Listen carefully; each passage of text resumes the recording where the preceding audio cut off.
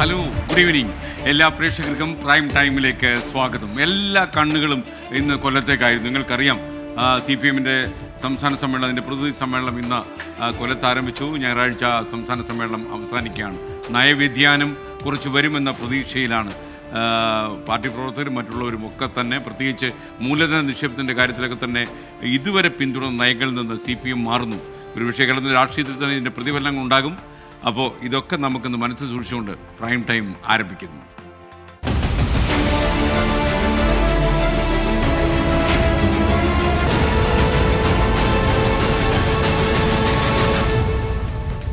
എല്ലാ പ്രേക്ഷകർക്കും ഒരിക്കൽ കൂടി സ്വാഗതം. പ്രൈം ടൈം തുടരുകയാണ്.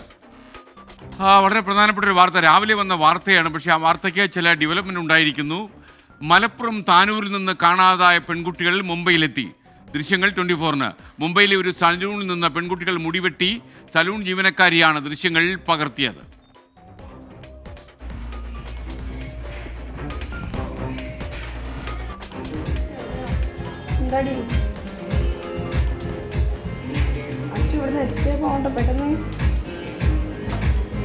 ഇതിന് പോയാലോ നമുക്ക് മറ്റേ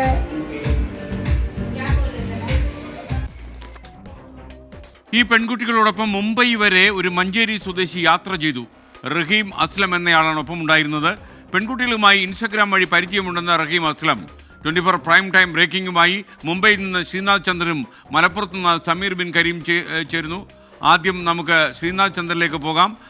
ശ്രീനാഥ് ചന്ദ്രൻ, പ്രൈം ടൈമിലേക്ക് താങ്കൾക്ക് സ്വാഗതം. എങ്ങനെയാണ് ഈ കുട്ടികൾ മുംബൈയിലെത്തിയത്? കൂടുതൽ വിശദാംശങ്ങൾ എന്തൊക്കെയാണ്? ഈ അന്വേഷണവുമായി ബന്ധപ്പെട്ട ഏറ്റവും നിർണായകമായ ദൃശ്യങ്ങളാണ് ഇപ്പോൾ മുംബൈയിൽ നിന്ന് തരാൻ വേണ്ടി കഴിയുന്നത്. ഞാനിപ്പോൾ നിൽക്കുന്ന ഈ ഒരു സലൂണിലാണ് അല്പസമയം മുമ്പ്, ഏതാണ്ട് 2 മണിക്കൂർ മുമ്പ് ഈ കുട്ടികൾ എത്തി ഇവിടെ നിന്ന് മുടി വെട്ടി മടങ്ങിയിട്ടുള്ളത്.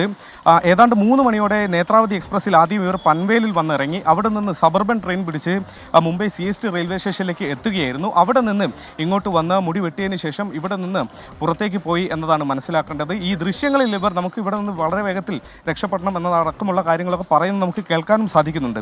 ഈ സംഭവത്തിൽ നിർണായകമായ മറ്റൊരു വിവരം, ഒരു യുവാവ് ഇവരോടൊപ്പം ഉണ്ടായിരുന്നു എന്നതാണ്.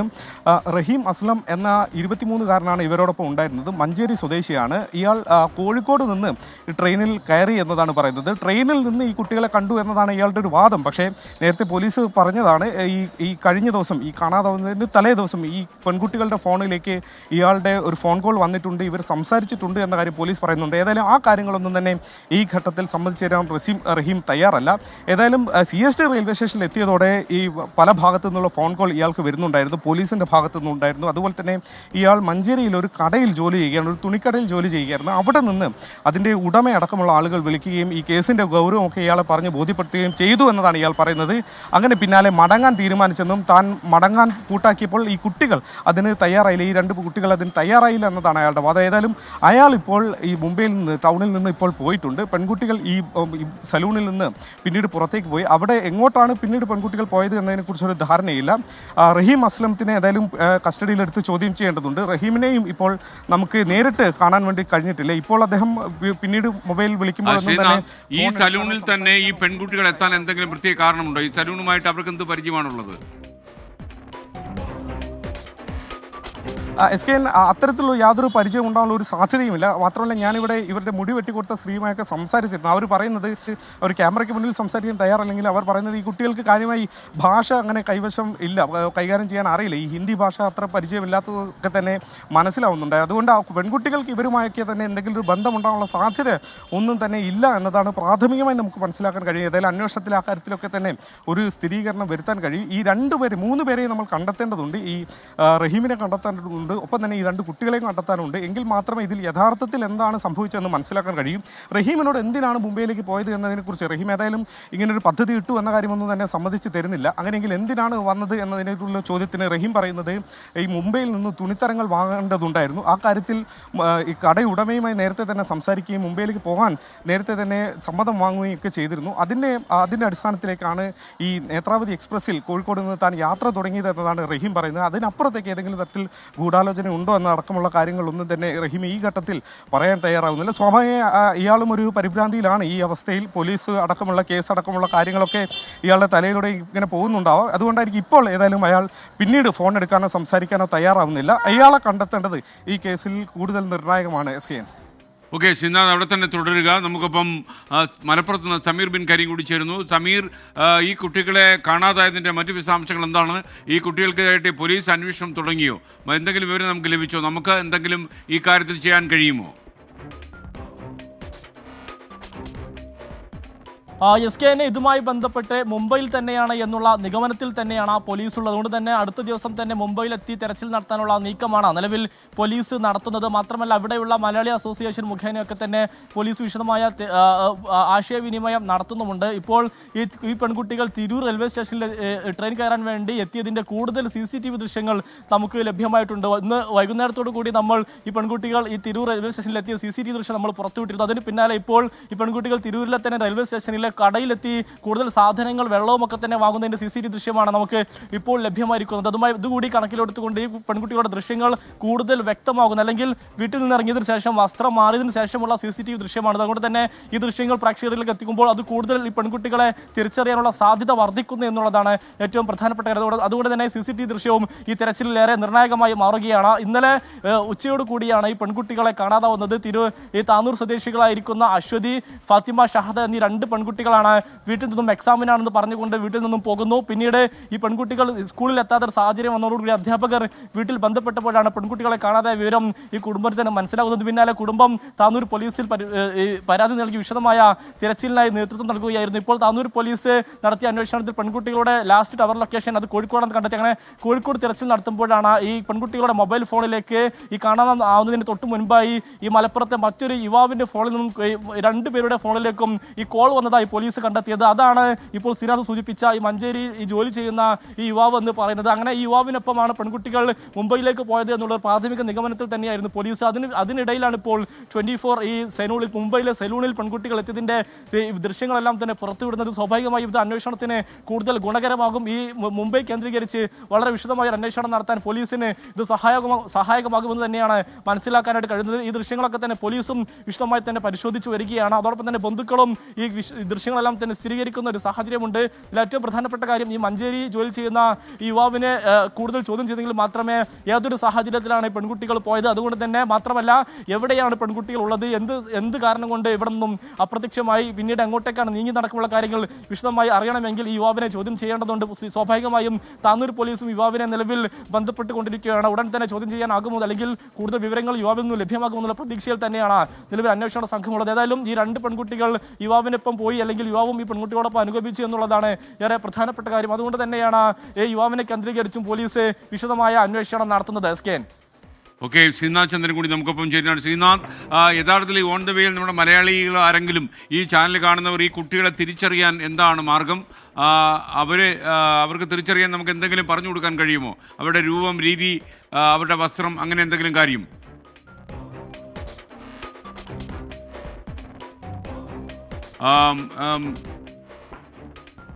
സമീർ, യഥാർത്ഥത്തിൽ ഇവര് വീട്ടിൽ നിന്ന് ഇറങ്ങിയതിനു ശേഷം വസ്ത്രം മാറിയെന്നല്ലേ പറഞ്ഞത്? ഇവരെ കണ്ടുപിടിക്കാൻ പോലീസ് വല്ല നമ്പറോ അങ്ങനെ എന്തെങ്കിലും കൊടുത്തിട്ടുണ്ടോ? SKN താനൂർ പോലീസിന്റെ മൊബൈൽ നമ്പറും അതോടൊപ്പം തന്നെ ബന്ധുക്കളുടെ മൊബൈൽ നമ്പറും 24 അടക്കം അത് നമ്മൾ പ്രസിദ്ധീകരിച്ചിരുന്നു. നിലവിൽ ഈ പെൺകുട്ടികൾ വീട്ടിൽ നിന്നും ദേവദാർ സ്കൂൾ ഹയർ സെക്കൻഡറി സ്കൂളിലെ സ്കൂൾ യൂണിഫോമിലാണ് ഈ പെൺകുട്ടികൾ വീട്ടിൽ നിന്നും ഇറങ്ങിയിരുന്നത്. പിന്നീട് ഇന്ന് വൈകുന്നേരം ഈ തിരൂർ റെയിൽവേ സ്റ്റേഷനിലെ CCTV ദൃശ്യം 24 പുറത്തുവിട്ട സമയത്താണ് ഈ പെൺകുട്ടികൾ യൂണിഫോം മാറി മറ്റൊരു വസ്ത്രം ധരിച്ചതായി പോലീസിനും ഒപ്പം തന്നെ അന്വേഷണ സംഘത്തിനും കൃത്യമായി തന്നെ മനസ്സിലായത്. യഥാർത്ഥത്തിൽ ഇവരോടൊപ്പം ഒരാൾ ഉണ്ടായിരുന്നു എന്ന് പറയുന്നു. അയാള് മുംബൈ പോലീസ് ചോദ്യം ചെയ്യുകയും ചെയ്തു. ഇയാൾക്ക് മലപ്പുറവുമായിട്ടുള്ള ബന്ധം നമുക്ക് അന്വേഷിക്കാൻ കഴിഞ്ഞോ? SKN ഇയാൾ എടവണ്ണ സ്വദേശിയാണ്. ഈ മഞ്ചേരിയിലാണ് ജോലി ചെയ്യുന്നത് എന്നുള്ളതാണ് താനൂർ പോലീസ് നൽകുന്ന വിവരം. ഇയാൾ ഈ പെൺകുട്ടികൾ മിസ്സാവുന്നതിന് തൊട്ട് മുൻപ് പലതവണയായി ഇയാൾ ഈ രണ്ട് പെൺകുട്ടികളുടെ മൊബൈൽ ഫോണിലേക്ക് മാറി മാറി വിളിച്ചിരുന്നു. മാത്രമല്ല നേരത്തെയും പലതവണ ഇയാൾ വിളിച്ചതിന്റെ തെളിവുകളും പോലീസിന് ലഭിച്ചിട്ടുണ്ട്. അതുകൊണ്ട് തന്നെ ഇയാൾ പെട്ടെന്ന് പരിചയപ്പെട്ട ഒരാളല്ല, മറിച്ച് നേരത്തെ തന്നെ ഈ പെൺകുട്ടികളുമായി ഇയാൾക്ക് ബന്ധമുണ്ട് അല്ലെങ്കിൽ പരിചയമുണ്ട് എന്നുള്ളത് പോലീസ് സ്ഥിരീകരിക്കുന്നുണ്ട്. അങ്ങനെ വളരെ പ്ലാൻഡ് ആയിട്ട് തന്നെയാണ് ഈ യുവാവും ഇവരും രണ്ടുപേരും ചേർന്ന് ഇവിടെ നിന്ന് പോയത് എന്നുള്ള നിഗമനത്തിൽ തന്നെയാണ് പോലീസ് ഉള്ളത്. പിന്നീടായിരിക്കാം ഈ പെൺകുട്ടികളും മാതാപിതാക്കളുമായിട്ട് നമുക്ക് സംസാരിക്കാൻ കഴിഞ്ഞു. അവരെന്താണ് പറയുന്നത്? ഈ പെൺകുട്ടികളുടെ മാതാപിതാക്കൾ, അവരോട് സംസാരിക്കാൻ പറ്റിയോ? SKN നമ്മൾ ഇന്ന് തന്നെ രാവിലെ തന്നെ അവരുമായി ബന്ധപ്പെട്ടിരുന്നു. അപ്പോൾ അവർ പറഞ്ഞത് ഈ പെൺകുട്ടികൾ അല്ലെങ്കിൽ പോകാനുണ്ടായ കാരണം ഒരു തരത്തിലും അവർക്കറിയില്ല. മാത്രമല്ല ഇവരുടെ കയ്യിൽ പണവും ഒന്നും തന്നെ ഇല്ല. സ്കൂളിലേക്ക് പോകാൻ നൽകിയ തുച്ഛമായ പണം മാത്രമാണ് ഈ പെൺകുട്ടിയുടെ കയ്യിൽ ഉണ്ടായിരുന്നത്. മാത്രമല്ല ഇവർ സുഹൃത്തുക്കളാണ്. അതിലപ്പുറം അല്ലെങ്കിൽ ഈ പെൺകുട്ടികൾ പോകുമെന്നോ അല്ലെങ്കിൽ മറ്റെന്തെങ്കിലും തരത്തിലുള്ള ഒരു സൂചനയോ അല്ലെങ്കിൽ ഒരു കാര്യമോ ഒന്നും തന്നെ ഈ മാതാപിതാക്കൾക്ക് ആർക്കും തന്നെ അറിഞ്ഞിരുന്നില്ല എന്നുള്ളതാണ് ഏറ്റവും പ്രധാനപ്പെട്ട കാര്യം. ഈ ഷഹദ എന്ന് പറയുന്ന പെൺകുട്ടിയുടെ പിതാവ് നസീറുമായി തന്നെ നമ്മൾ വിശദമായി സംസാരിച്ചു. അദ്ദേഹം പറഞ്ഞത് തന്നെയാണ് വീട്ടിലെ ഒരു പ്രശ്നങ്ങളില്ല, മാത്രമല്ല മറ്റുള്ള ബന്ധങ്ങളെ കുറിച്ചും ഒന്നും കൃത്യമായി തന്നെ അറിയില്ല. ഇങ്ങനെ പോവേണ്ട ഒരു സാഹചര്യത്തെ കുറിച്ച് ഒന്നും തന്നെ അറിയില്ല എന്നുള്ളതാണ് ഈ ഷഹദയുടെ പിതാവ് വ്യക്തമാക്കിയത്. അതോടൊപ്പം തന്നെ ഈ അശ്വതിയുടെ സഹോദരിയുമായി ഈ കണത അശ്വതിയുടെ സഹോദരിയുമായും നമ്മൾ ഇന്ന് രാവിലെ തന്നെ സംസാരിച്ചിരുന്നു. അവരും പറഞ്ഞത് തന്നെയാണ് യാതൊരു സാഹചര്യത്തിലാണ് ഇങ്ങനെ കുട്ടി പോയത് എന്നുള്ള കാര്യത്തിൽ ഒന്നും തന്നെ അറിയില്ല. ഇവർ രണ്ടുപേരും സുഹൃത്തുക്കളാണെന്ന് മാത്രമാണ് അറിയുക. മാത്രമല്ല കൂടുതൽ പണം ഇവരുടെ കയ്യിൽ ഇല്ല എന്നും കുടുംബം സ്ഥിരീകരിക്കുന്നു. അങ്ങനെ ഒരു സെക്കൻഡ് സമീർ, ശ്രീനാഥ് ചന്ദ്രൻ, യഥാർത്ഥത്തിൽ നമ്മുടെ മലയാളി സുഹൃത്തുക്കൾ ആരെങ്കിലും നമ്മുടെ ഈ വാർത്താ ചാനൽ കണ്ടുകൊണ്ടിരിക്കുകയാണ്, 24 കാണുന്നവർക്ക് ഈ പെൺകുട്ടികളെ തിരിച്ചറിയാൻ പറ്റുന്ന ലക്ഷണങ്ങൾ പറഞ്ഞു കൊടുക്കാൻ പറ്റുമോ? അവരുടെ സ്വഭാവം, അവരുടെ രീതികൾ, അവരുടെ വേഷം, അവരുടെ ബോഡി ലാംഗ്വേജ്, അവരുടെ വസ്ത്രം, അങ്ങനെയൊക്കെയുള്ള കാര്യങ്ങൾ? SKN വൈകിട്ട് 3 മണിയോടെയാണ് ഞാൻ ഈ സമീർ ഇതുമായി ബന്ധപ്പെട്ട് ഇങ്ങോട്ട് മുംബൈയിലേക്ക് വന്നിട്ടുണ്ടാവാമെന്നൊരു സംശയം എന്നോട് പറയുന്നത്. അത് പിന്നാലെ മുംബൈയിലെ മലയാളി സുഹൃത്തുക്കളുമായി നമ്മൾ ബന്ധപ്പെട്ടു. ഇവിടെ ഫെയ്മ യാത്രാ സഹായവേദി പോലെ ഈ കാണാതായി മുംബൈയിലെത്തുന്ന പലരെയും മുൻപ് കണ്ടെത്തിയിട്ടുള്ള കൂട്ടായ്മകളുണ്ട്, അവരുമായി ബന്ധപ്പെട്ടു. അങ്ങനെയാണ് ഈ സലൂണിലേക്ക് നമ്മൾ എത്തുന്നതും സലൂണിൽ നിന്ന് നമുക്ക് നിർണായകമായ വിവരങ്ങൾ കിട്ടുന്നതും. ഏതായാലും സലൂണിൽ ഞാൻ ഈ മുടി വെട്ടിയ സ്ത്രീയോട് സംസാരിച്ചപ്പോൾ അവർ പറയുന്നത് ഈ കുട്ടികളുടെ കയ്യിൽ ധാരാളം പൈസ ഉണ്ടായിരുന്നു എന്നതാണ്. കാര്യമായി പൈസയൊന്നും ഇല്ലാതെയല്ല ഈ കുട്ടികൾ വന്നിട്ടുള്ളത് എന്നതാണ് അവർ പറയുന്നത്. ഏതായാലും ഈ ദൃശ്യങ്ങളിൽ നമുക്ക് നേരത്തെ റെയിൽവേ സ്റ്റേഷനിൽ നിന്ന് കിട്ടിയ CCTV ദൃശ്യങ്ങൾ ഏതാണ്ട് അതേ വസ്ത്രം തന്നെയാണ്.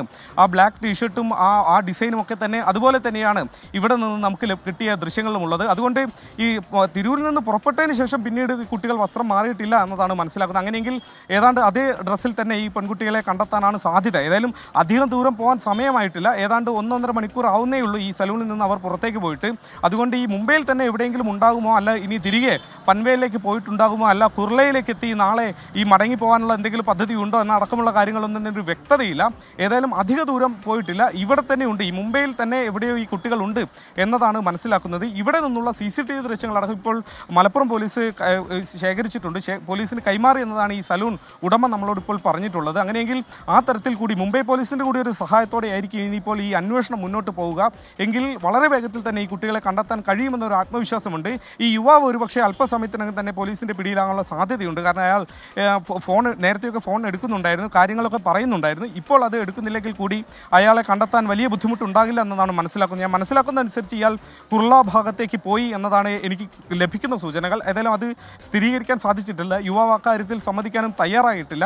പക്ഷേ നമുക്ക് കിട്ടുന്ന സൂചനകൾ അനുസരിച്ച് അങ്ങോട്ട് നീങ്ങിയിട്ടുണ്ട്. അങ്ങനെയെങ്കിൽ ഏറെ വൈകാതെ ആദ്യം തന്നെ ഒരുപക്ഷെ യുവാവായിരിക്കും പിടിയിലാവുക, അതിനുശേഷമായിരിക്കും ഈ കുട്ടികളിലേക്ക് നമുക്ക് എത്താൻ കഴിയുക എന്നതാണ് മനസ്സിലാക്കുന്നത്. കുട്ടികൾ ഇവിടെ തുടരുമോ, അല്ല ഈ പ്രശ്നങ്ങളൊക്കെ ഇത്ര ഗുരുതരമായ സ്ഥിതിക്ക് ഇനിയിപ്പോൾ തിരിച്ചു മടങ്ങാനുള്ള പദ്ധതികൾ ആലോചിക്കുമോ എന്നടക്കമുള്ള കാര്യങ്ങളിൽ ഒന്നും വ്യക്തതയില്ല. ഇന്നിപ്പോൾ രാത്രി നാട്ടിലേക്ക് ഏതായാലും ട്രെയിനുകളില്ല എന്നതാണ് മനസ്സിലാക്കുന്നത്. അങ്ങനെയെങ്കിൽ ഇന്ന് ഇവിടെ എവിടെയെങ്കിലും തങ്ങാനുള്ള സാധ്യത അടക്കമുണ്ട്. കുട്ടികളുടെ കൈവശം പൈസയുണ്ട്, പണമുണ്ട് എന്നതാണ് ഒരു പ്രധാനപ്പെട്ട കാര്യം. അതുകൊണ്ട് വലിയ ബുദ്ധിമുട്ടുകൾ ആ തരത്തിൽ പെൺകുട്ടികൾക്ക് ഉണ്ടാകാനുള്ള സാധ്യതയില്ല. SKN. Okay, thank you Sreenath Chandran. Sameer, യഥാർത്ഥത്തിൽ ഈ മാതാപിതാക്കളുമായി ബന്ധപ്പെട്ടപ്പോൾ ഇവരെ എന്തെങ്കിലും വിവരം ലഭിച്ചാൽ എവിടെ അറിയിക്കണമെന്നാണ് അവർ പറയുന്നത്? SKN ഇതുമായി ബന്ധപ്പെട്ട് താനൂർ പോലീസിലും അതോടൊപ്പം തന്നെ ഈ മാതാപിതാക്കളെയും കൃത്യമായി തന്നെ വിവരം അറിയിക്കണമെന്നുള്ളതാണ് ഈ കുടുംബം വ്യക്തമാക്കുന്നത്. നിലവിൽ ഈ പെൺകുട്ടികൾ ധരിച്ചിരിക്കുന്ന വസ്ത്രം ഈ അശ്വതി ഒരു ബ്ലാക്ക് ടീഷർട്ട് ധരിച്ചാണ് നിലവിൽ ആ റെയിൽവേ സ്റ്റേഷനിൽ നിൽക്കുന്നത്. ഇന്ന് ലഭിച്ച ദൃശ്യങ്ങളിലും ആ ബ്ലാക്ക് ടീഷർട്ടും ഒരു പാൻറ്റും തന്നെയാണ്. എന്നാൽ ഈ ഷഹദയും മറ്റൊരു കളർ ടീഷർട്ടും പാൻറ്റും ധരിച്ച നിലയിലാണ് ദൃശ്യങ്ങളിൽ നമുക്ക് കാണാൻ കഴിയുന്നത്. ഇവരുടെ ബന്ധുക്കളുടെ നമ്പർ 8848656338 എന്ന നമ്പറിൽ ബന്ധപ്പെടണമെന്നുള്ളതാണ് ബന്ധുക്കൾ വ്യക്തമാക്കുന്നത്. ഈ CCTV ദൃശ്യങ്ങളിൽ വളരെ കൃത്യമായി തന്നെ ഈ പെൺകുട്ടികളെ നമുക്ക് കാണാൻ കഴിയുന്നുണ്ട്. ഇന്നലെ ഉച്ചയ്ക്ക് തിരൂരിൽ എത്തിയ CCTV ദൃശ്യമാണ് നമുക്ക് ഇപ്പോൾ ലഭ്യമായിരിക്കുന്നത്. അതോടൊപ്പം തന്നെ മുംബൈയിലെയും ദൃശ്യങ്ങൾ നമുക്ക് ലഭ്യമായിരിക്കുകയാണ്.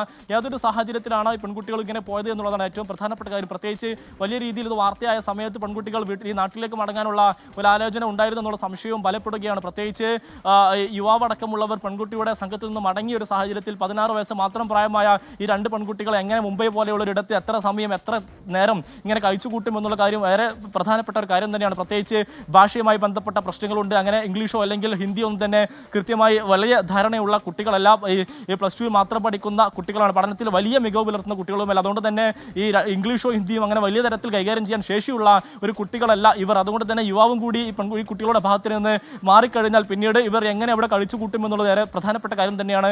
സ്വാഭാവികമായും അടുത്ത ദിവസം ഇങ്ങോട്ടേക്ക് മടങ്ങാൻ തന്നെയായിരിക്കും ഇവരുടെ തീരുമാനം എന്നാണ് നമുക്ക് മനസ്സിലാക്കാൻ കഴിയുന്നത്. ഇതിൽ ഏറ്റവും പ്രധാനപ്പെട്ട കാര്യം ഈ ഫാത്തിമ ഷഹദ എന്ന് പറയുന്ന പെൺകുട്ടി 10ാം ക്ലാസ്സിൽ പഠിക്കുന്ന സമയത്ത് ഈ ടൂറിന് പോകാൻ മാതാപിതാക്കൾ അനുവദിക്കാത്തതിനാൽ ഈ പെൺകുട്ടി ഇവിടെ നിന്നും നാട് വിട്ട് കോയമ്പത്തൂർ വരെ പോയിരുന്നു എന്നുള്ള വിവരം പോലീസും പങ്കുവെക്കുന്നുണ്ട്. പിന്നീട് കോയമ്പത്തൂരിൽ നിന്ന് ബന്ധുക്കളെ ഈ പെൺകുട്ടി ബന്ധപ്പെടുകയും അങ്ങനെ നാട്ടിലേക്ക് എത്തുന്ന ഇതിന് മുൻ ഒരു കഥയൊക്കെ തന്നെ അല്ലെങ്കിൽ മുൻ അനുഭവമൊക്കെ തന്നെ ഈ ഫാത്തിമ ഷഹദ എന്ന് പറയുന്ന പെൺകുട്ടിക്ക് ഉണ്ട് എന്നാണ് പോലീസ് വ്യക്തമാക്കുന്നത്. ഫാത്തിമ ഷഹദയും അശ്വതിയും ദീർഘനാളായി വളരെ അടുത്ത സുഹൃത്തുക്കളാണ്. ഇവർ ഒരുമിച്ച് ഒരു ക്ലാസ്സിൽ പഠിച്ചവർ അല്ലെങ്കിൽ പോലും വലിയ ബന്ധം കാത്തു സൂക്ഷിക്കുന്നവരാണ്. അങ്ങനെ വളരെ അടുത്ത സുഹൃത്തുക്കൾ കൂടിയാണ്. ഇതിൽ ഒരു കുട്ടിക്ക് മാത്രമായിരുന്നു കഴിഞ്ഞ ദിവസം പരീക്ഷ ഉണ്ടായിരുന്നത്, മറ്റു കുട്ടിക്ക് പരീക്ഷ ഉണ്ടായിരുന്നില്ല. എങ്കിലും 2 കുട്ടികളും സ്കൂളിലേക്ക് പരീക്ഷക്കാണെന്ന് പറഞ്ഞാണ് വീട്ടിൽ നിന്നും ഇറങ്ങി സ്കൂളിലേക്ക് പോയത്. പിന്നീട് ഈ എക്സാം സെന്ററിൽ കുട്ടികൾ എത്താത്തൊരു സാഹചര്യം ഉണ്ടായതോടുകൂടി ഈ സ്കൂൾ അധ്യാപകരാണ് വീട്ടുകാരെ ബന്ധപ്പെട്ടുകൊണ്ട് ഈ കുട്ടികൾ ഇങ്ങനെ പരീക്ഷയ്ക്ക് എത്തിയിട്ടില്ല എന്നുള്ള കാര്യം പറയുന്നത്. അപ്പോഴാണ് ഈ വീട്ടുകാർ ഈ പെൺകുട്ടികൾ മുങ്ങിയ കാര്യം അല്ലെങ്കിൽ കാണാതായ കാര്യം വീട്ടുകാർക്കൊക്കെ തന്നെ വ്യക്തമാക്കുന്ന ഒരു സാഹചര്യം ഉണ്ടായത്. പിന്നീടാണ്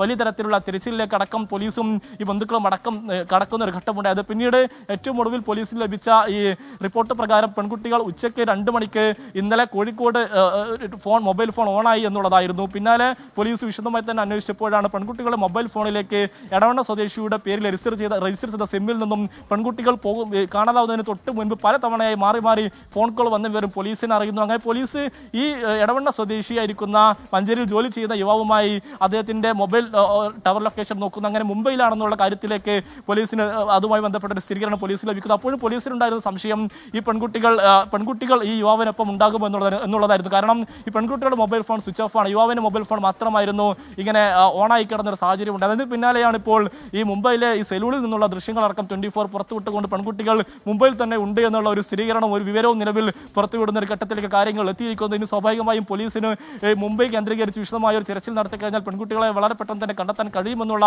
ഒരു ശുഭപ്രതീക്ഷയാണ് എല്ലാവരും തന്നെ പങ്കുവെക്കുന്നത്. ഒപ്പം തന്നെ 24 കൃത്യമായ ദൃശ്യങ്ങളും നിലവിൽ പുറത്തു വന്നുകൊണ്ടിരിക്കുകയാണ്. ഏറ്റവും ഒടുവിലത്തെ പെൺകുട്ടികൾ ധരിച്ച വസ്ത്രത്തിന്റെ കളർ വെച്ച് നോക്കുകയാണെങ്കിൽ തന്നെ കൃത്യമായി തന്നെ മനസ്സിലാക്കാൻ കഴിയും. ഇന്ന് പെൺകുട്ടികൾ ഈ സലൂണിലെത്തിയ സമയത്തും ഇന്നലെ തിരൂർ റെയിൽവേ സ്റ്റേഷനിൽ എത്തുന്ന സമയത്തും ഒരേ വസ്ത്രം തന്നെയാണ് ധരിച്ചത് എന്നുള്ളതാണ് നമുക്ക് ഇതൊന്നും മനസ്സിലാക്കാനായിട്ട് കഴിയുന്നതിൽ. കറുത്ത വസ്ത്രം ധരിച്ചതാണ് അശ്വതി എന്ന് പറയുന്ന പെൺകുട്ടി. മറ്റൊരു കൂടെയുള്ള പെൺകുട്ടിയാണ് ഈ ഫാത്തിമ ഷഹദ എന്ന് പറയുന്ന പെൺകുട്ടി. സ്വാഭാവികമായും പെൺകുട്ടികൾ നേരത്തെ തന്നെ കരുതി കുട്ടിക്കൊണ്ട് മുങ്ങാൻ വേണ്ടി അല്ലെങ്കിൽ നാട് വിടാൻ തീരുമാനിച്ചു എന്നുള്ള കാര്യം 100% ഉറപ്പാണ്. കാരണം വീട്ടിൽ നിന്നും സ്കൂൾ യൂണിഫോമിൽ ഇറങ്ങുന്ന പെൺകുട്ടികൾ തിരൂർ റെയിൽവേ സ്റ്റേഷനിൽ എത്തുന്ന സമയത്ത് വസ്ത്രം മാറുന്നു.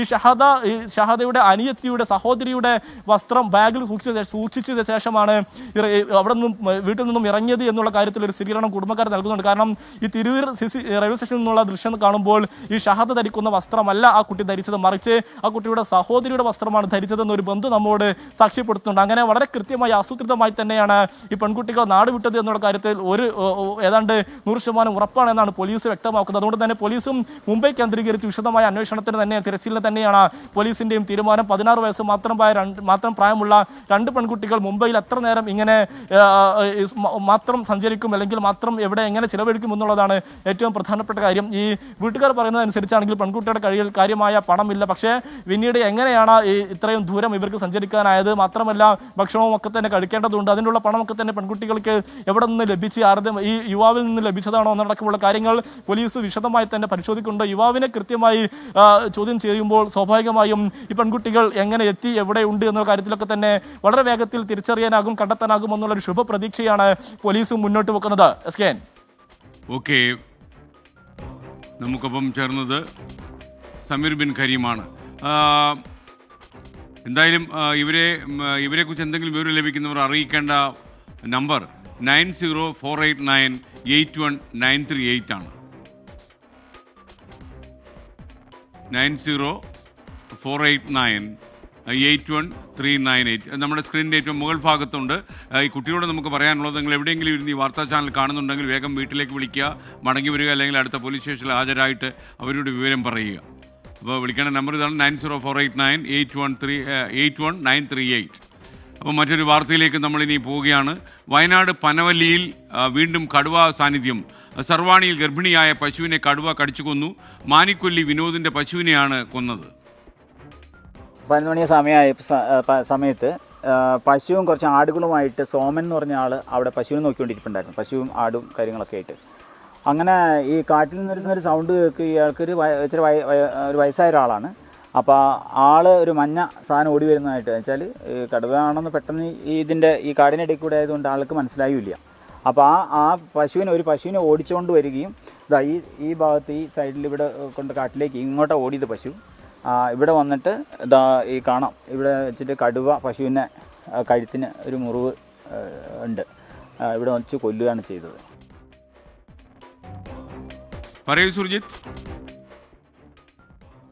ഇന്ന് രാവിലെയാണ് ഇത്തരത്തിലൊരു സംഭവം ഉണ്ടായത്. 11 മണിയോട് കൂടിയാണ് സർവാണി മാനിക്കൊല്ലി എന്ന് പറയുന്ന പ്രദേശത്ത് കടുവയുടെ ആക്രമണം ഉണ്ടായത്. ഇത് ദൃക്സാക്ഷിയാണ് സോമൻ എന്ന് പറയുന്നയാൾ. അവിടെ ആടിനെ മേയ്ക്കുകയായിരുന്നു. പറയുന്ന വിനോദിന്റെ അമ്മ ലക്ഷ്മിയുടെ ഉടമസ്ഥയിലുള്ള പശുവിനെയാണ് ആക്രമിച്ചത്. 3 മാസം ഗർഭിണിയായ പശുവായിരുന്നു. ആ പശുവിന് നേരെയാണ് ആക്രമണം ഉണ്ടായത്. പശുവിന്റെ ജഡം വെച്ചുകൊണ്ട് ഇപ്പോൾ ക്യാമറ ട്രാപ്പുകൾ വനംവകുപ്പ് സ്ഥാപിച്ചിട്ടുണ്ട്. ഈ സർവാണി പനവല്ലി മേഖലയിൽ നിരന്തരം കടുവകൾ ഇറങ്ങുന്ന, കടുവയെ പിടികൂടിയ ഒരു പ്രദേശം കൂടിയാണ് അത് മാസങ്ങൾക്ക് മുമ്പ് കടുവയെ ഈ മേഖലയിൽ നിന്ന് പിടികൂടിയിട്ടുണ്ട്. ഇതിനിടയിലാണ് ഇപ്പോൾ വീണ്ടും കടുവയുടെ സാന്നിധ്യം ഉണ്ടായിരിക്കുന്നത്. ആ പ്രദേശത്തുള്ള ഒരു ആൺകടുവയാണ് ഇത് എന്നാണ് പറയുന്നത്. പലപ്പോഴും നാട്ടുകാർ ഈ കടുവയെ കണ്ടിട്ടുണ്ട്. ഇതിനിടയിലാണ് ഇങ്ങനെ ഒരു ആക്രമണത്തിലേക്ക് എത്തിയിരിക്കുന്നത്. സ്വാഭാവികമായും ആളുകളെ സംബന്ധിച്ച് വലിയ ആശങ്ക നിലനിൽക്കുന്നുണ്ട്. SKN. പ്രേക്ഷകർക്ക് വീണ്ടും സ്വാഗതം. പ്രൈം ടൈം തുടരുകയാണ്. ദിനേശ് ഹരിപ്പാട്, SKN, നമ്മൾ അവരുടെ ഫോട്ടോ ഷെയർ ചെയ്യാതെ എങ്ങനെയാണ് ആൾക്കാരെ മനസ്സിലാക്കുക? അവിടെ ധാരാളം മലയാളി ഉള്ളതല്ലേ എന്ന് പറയുന്നു. റസാരിയ പറയുന്നു അവർക്ക് കൂടെ ആരെങ്കിലും കാണും, അല്ലാതെ അവർ ഒരിക്കലും പോകില്ല, ഉറപ്പാണ്. അങ്ങനെ പലരും പല അഭിപ്രായങ്ങളും ഇടുന്നുണ്ട്. എന്തായാലും നമുക്ക് തൽക്കാലം അവരുടെ ഫോട്ടോ ഷെയർ ചെയ്യാൻ കഴിയില്ല എന്ന് നമ്മൾ അറിയിക്കട്ടെ. കാര്യം അത് പെൺകുട്ടിയുടെ ഫോട്ടോ ആയതുകൊണ്ട് തന്നെ നമ്മളത് ഷെയർ ചെയ്താൽ ചിലപ്പോൾ ഒരുപാട് കോംപ്ലിക്കേഷൻസ് വന്നു എന്ന് വരും. ഇനി കൊല്ലത്തേക്ക് പാർട്ടിയിൽ അടിമുടി തിരുത്തൽ വേണമെന്ന് CPI പ്രവർത്തന റിപ്പോർട്ട്. ഇത് ഉൾപ്പെടെയുള്ള പ്രധാനപ്പെട്ട വാർത്തകൾ ആരംഭിക്കുന്നു. ഹെഡ്ലൈൻസ്.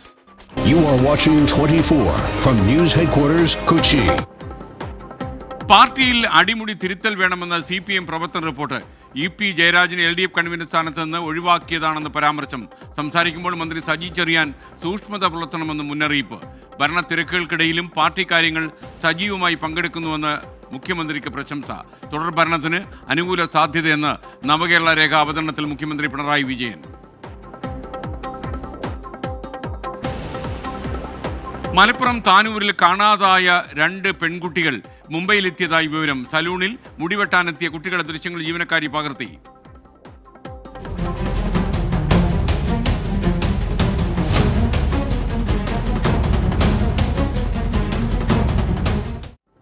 പെൺകുട്ടികളോടൊപ്പം മുംബൈ വരെ യാത്ര ചെയ്തവരിൽ മഞ്ചേരി സ്വദേശിയായ യുവാവും ദേവദാർ ഹയർ സെക്കൻഡറി സ്കൂൾ വിദ്യാർത്ഥികളായ ഫാത്തിമയും അശ്വതിയെയും കാണാതായത് ഇന്നലെ മുതൽ.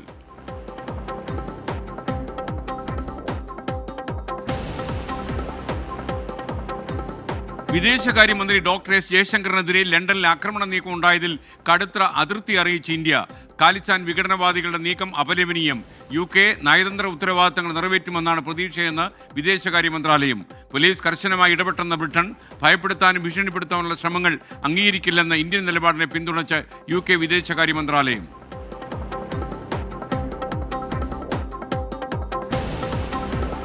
ഭീകര പ്രവർത്തനങ്ങൾക്ക് പണം സ്വരൂപിച്ചെന്ന കേസിൽ രാജ്യവ്യാപകമായി SDPI ഓഫീസുകളിൽ ED റെയ്ഡ് നടത്തി. നടപടി ദേശീയ അധ്യക്ഷൻ MK ഫൈസിയുടെ അറസ്റ്റിന് പിന്നാലെ കേരളത്തിൽ 3 ഇടങ്ങളിൽ പരിശോധന. രാജ്യവിരുദ്ധ പ്രവർത്തനങ്ങൾക്ക് പോപ്പുലർ ഫ്രണ്ട് ഓഫ് ഇന്ത്യ സ്വരൂപിച്ച പണം SDPIക്ക് കൈമാറിയെന്ന് എൻഫോഴ്സ്മെന്റ് ഡയറക്ടറേറ്റ്. ഹവാല ഇടപാടിലൂടെ വിദേശത്തു നിന്ന് പണം എത്തിച്ചെന്നും കണ്ടെത്തൽ. ചോദ്യപേപ്പർ ചോർച്ചാ കേസിലെ മുഖ്യപ്രതി മുഹമ്മദ് ഷുഹൈബ് അറസ്റ്റിലായി. പ്രതിയെ നാളെ കോടതിയിൽ ഹാജരാക്കും. MS സൊല്യൂഷൻ CEO കീഴടങ്ങിയത് ഹൈക്കോടതി മുൻകൂർ ജാമ്യാപേക്ഷ തള്ളിയതോടെ. തനിക്കെതിരെ ഗൂഢാലോചനയെന്ന ഷുഹൈബ് വകുപ്പുതല നടപടിക്ക് വിദ്യാഭ്യാസ വകുപ്പ് മന്ത്രിയുടെ നിർദ്ദേശം.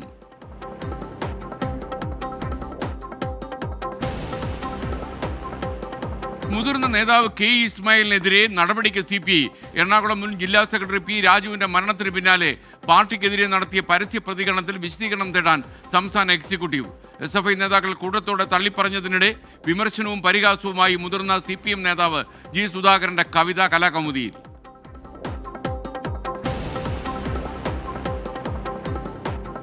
കോട്ടയം ഏറ്റുമാനൂരിൽ കുട്ടികളുമായി വീട്ടമ്മ ആത്മഹത്യ ചെയ്തതിൽ ഭർത്താവ് നോബി ലൂക്കോസ് റിമാൻഡിൽ. പ്രതിയെ കോട്ടയം സബ് ജയിലിലേക്ക് മാറ്റി.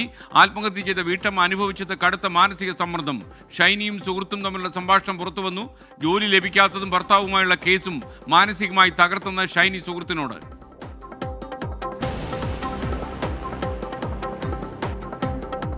ആശാ വർക്കേഴ്സിന്റെ സമരത്തിന് പിന്തുണ അറിയിച്ച് എഴുത്തുകാരി അരുന്ധതി റോയി. കേരളത്തിലെ ജനങ്ങളും സർക്കാരും ആശമാർക്കൊപ്പം നിൽക്കുമെന്ന് പ്രതീക്ഷിക്കുന്നുവെന്ന് അരുന്ധതി റോയി. CITU നേതാവ് KN ഗോപിനാഥനെതിരെ വനിതാ കമ്മീഷന് പരാതി നൽകി ആശാ വർക്കേഴ്സ്. സെക്രട്ടറിയേറ്റിന് മുൻപിലെ സമരം 25ാം ദിവസം. വനിതാ ദിനമായ മറ്റന്നാൾ കൂടുതൽ പേരെ അണിനിരത്തി പ്രതിഷേധ സംഗമം. കണ്ണൂർ കരിക്കോട്ടക്കരിയിലെ കുട്ടിയാനയെ മയക്കുവെടി വെച്ചതിൽ വീഴ്ചയില്ലെന്ന വനമന്ത്രി. ആന ചരിഞ്ഞത് താടിയലിലെ മുറിവിൽ നിന്ന് രക്തത്തിൽ അണുബാധ വ്യാപിച്ച്. അതിരപ്പള്ളിയിൽ കാലിന് പരിക്കേറ്റ ഏഴാറ്റുമുഖം ഗണപതി വീണ്ടും ജനവാസ മേഖലയിൽ. ആനത്താരയിലെ ചില്ലുകുപ്പികളും മാലിന്യങ്ങളും നീക്കം ചെയ്ത് വനംവകുപ്പ്. മലപ്പുറം കരുവാരക്കുണ്ടിൽ കടുവയുടെ വ്യാജ വീഡിയോ പ്രചരിപ്പിച്ച സംഭവത്തിൽ പ്രതി അറസ്റ്റിലായി. പ്രധാനപ്പെട്ട വാർത്തകൾ കഴിയുന്നു.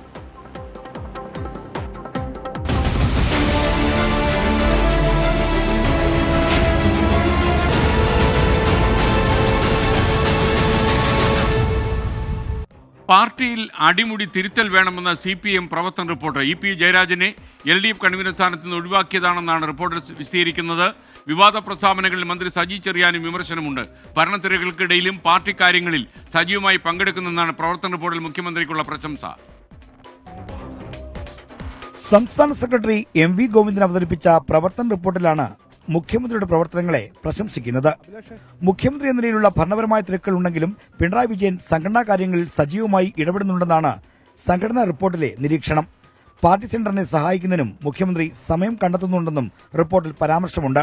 BJP നേതാവുമായി കൂടിക്കാഴ്ച നടത്തി വിവാദത്തിലായതിനു പിന്നാലെ LDF കൺവീനർ സ്ഥാനത്ത് നിന്ന് EP ജയരാജനെ ഒഴിവാക്കി തന്നെയാണെന്ന സ്ഥിരീകരണമാണ് സംഘടനാ റിപ്പോർട്ടിലെ മറ്റൊരു പ്രധാന പരാമർശം. EP ജയരാജനെ കൺവീനർ സ്ഥാനത്ത് നിന്ന് ഒഴിവാക്കിയെന്ന ഒറ്റവരി പരാമർശമാണ് റിപ്പോർട്ടിലുള്ളത്.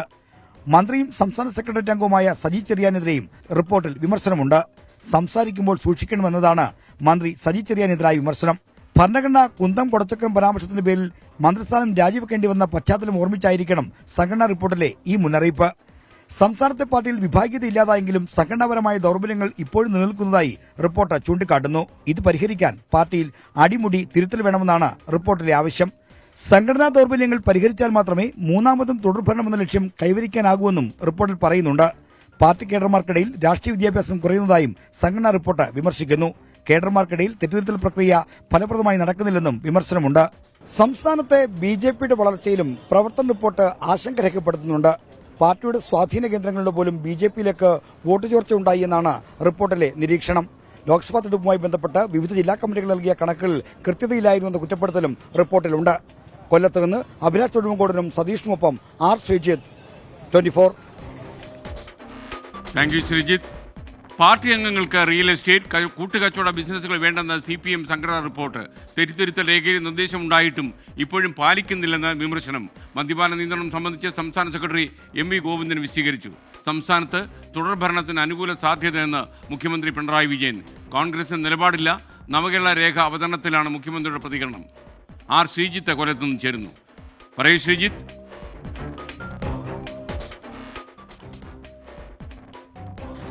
SKN സംഘടനാ റിപ്പോർട്ടിലെയും രാഷ്ട്രീയ റിപ്പോർട്ടിലെയും കൂടുതൽ വിവരങ്ങൾ ഇപ്പോൾ പുറത്തുവരികയാണ്. സംസ്ഥാന സമ്മേളനത്തിൽ ഉച്ചയ്ക്ക് ശേഷമാണ് ഈ രണ്ട് റിപ്പോർട്ടുകളും അവതരിപ്പിച്ചത്. ഇതിൽ ഏറ്റവും പ്രധാനപ്പെട്ടത് ഈ പാർട്ടി അംഗങ്ങൾക്ക് റിയൽ എസ്റ്റേറ്റ് കൂട്ടുകച്ചവടം വേണ്ട എന്ന റിപ്പോർട്ടിലെ പരാമർശമാണ്. നേരത്തെ 2013 പാലക്കാട് പ്ലീനവും 2015 കൊൽക്കത്ത പ്ലീനവും ആവർത്തിച്ച് CPIM അംഗങ്ങളോട് നിർദ്ദേശിച്ച കാര്യമാണ് റിയൽ എസ്റ്റേറ്റ് കൂട്ടുകച്ചവടം, റിയൽ എസ്റ്റേറ്റ് മാഫിയ പ്രവർത്തനങ്ങളിലേക്ക് പോകരുത് എന്ന്. എന്നാൽ ഇപ്പോഴും പാർട്ടി അംഗങ്ങൾ ഇത്തരം ചില കൂട്ടുകച്ചവടങ്ങളിലും മറ്റും സജീവമാണെന്ന് ചൂണ്ടിക്കാണിച്ചുകൊണ്ടാണ് സംഘടനാ റിപ്പോർട്ട് ഈ റിയൽ എസ്റ്റേറ്റ് കൂട്ടുകച്ചവടങ്ങൾക്കെതിരെയുള്ള മുന്നറിയിപ്പ് നൽകുന്നത്. തെറ്റുതിരുത്തൽ രേഖയിൽ നിർദ്ദേശമുണ്ടായിട്ടും അതിപ്പോഴും പാലിക്കപ്പെടുന്നില്ല എന്നാണ് റിപ്പോർട്ടിൽ പറയുന്നത്. മദ്യപാനവുമായി ബന്ധപ്പെട്ട തന്റെ പ്രതികരണം മാധ്യമങ്ങൾ വളച്ചൊടിച്ച് വിവാദമാക്കിയെന്ന വിശദീകരണവും സംസ്ഥാന സെക്രട്ടറി MV ഗോവിന്ദൻ ഈ സംഘടനാ റിപ്പോർട്ട് അവതരണ വേളയിൽ പറഞ്ഞു. കഴിഞ്ഞ സമ്മേളനത്തിലെ രേഖയിലുണ്ടായിരുന്ന കാര്യമാണ് താൻ ചൂണ്ടിക്കാണിച്ചത്, എന്നാൽ പുതുതായി എന്തോ പറഞ്ഞു എന്ന മട്ടിലാണ് മാധ്യമങ്ങൾ അതിനെ കണ്ടത് എന്നാണ് MV ഗോവിന്ദൻ പറഞ്ഞത്. ഇതോടൊപ്പം തന്നെ സംസ്ഥാനത്ത് വീണ്ടും ഒരു തുടർ ഭരണത്തിലുള്ള സാധ്യതയുണ്ട് എന്ന കാര്യം നവകേരള രേഖയുടെ അവതരണത്തിനിടെ മുഖ്യമന്ത്രി പറഞ്ഞു. വളരെ ശ്രദ്ധിച്ച് മുന്നോട്ട് നീങ്ങിയാൽ നവകേരള ഈ മൂന്നാമത്തെ ഭരണം എന്നത് അപ്രാപ്യമായ ഒന്നല്ല എന്നാണ് മുഖ്യമന്ത്രി ചൂണ്ടിക്കാണിച്ചത്. അത് ലക്ഷ്യം വെച്ചുള്ള പ്രവർത്തനങ്ങളാണ് ഇനി പാർട്ടിയും സർക്കാരും ആവിഷ്കരിക്കാൻ പോകുന്ന എന്ന കാര്യവും മുഖ്യമന്ത്രി പറഞ്ഞു. എന്നാൽ സംസ്ഥാനത്തെ കോൺഗ്രസിനെ മുഖ്യമന്ത്രി ഇന്ന് ഈ നവകേരള രേഖയുടെ അവതരണത്തിലും രൂക്ഷമായി വിമർശിച്ചു. വികസനത്തിന് എതിർ നിൽക്കുന്ന സമീപനമാണ് കോൺഗ്രസ് സ്വീകരിക്കുന്നതെന്ന വിമർശനം ഇന്ന് ഈ സംസ്ഥാന സമ്മേളനത്തിലും മുഖ്യമന്ത്രി ആവർത്തിച്ചു. Thank you Sreejith. Kollam town ഹാളിലെ കോടിയേരി ബാലകൃഷ്ണൻ നഗറിൽ CPM കേന്ദ്ര കമ്മിറ്റി കോർഡിനേറ്റർ പ്രകാശ് കാരാട്ടാണ് പ്രതിനിധി സമ്മേളനം ഉദ്ഘാടനം ചെയ്തത്. കരട് രാഷ്ട്രീയ പ്രമേയത്തിലെ നവഫാസിസ പ്രയോഗത്തെ പ്രകാശ് കാരാട്ട് ന്യായീകരിച്ചു. BJP വിരുദ്ധ പോരാട്ടത്തിന് CPMന് കോൺഗ്രസിന് സർട്ടിഫിക്കറ്റ് വേണ്ടെന്നും പ്രകാശ് കാരാട്ട്.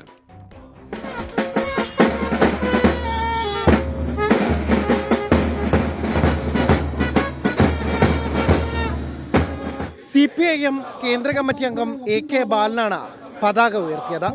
തുടർന്ന് രക്തസാക്ഷി മണ്ഡപത്തിൽ നേതാക്കൾ പുഷ്പാർച്ചന നടത്തി.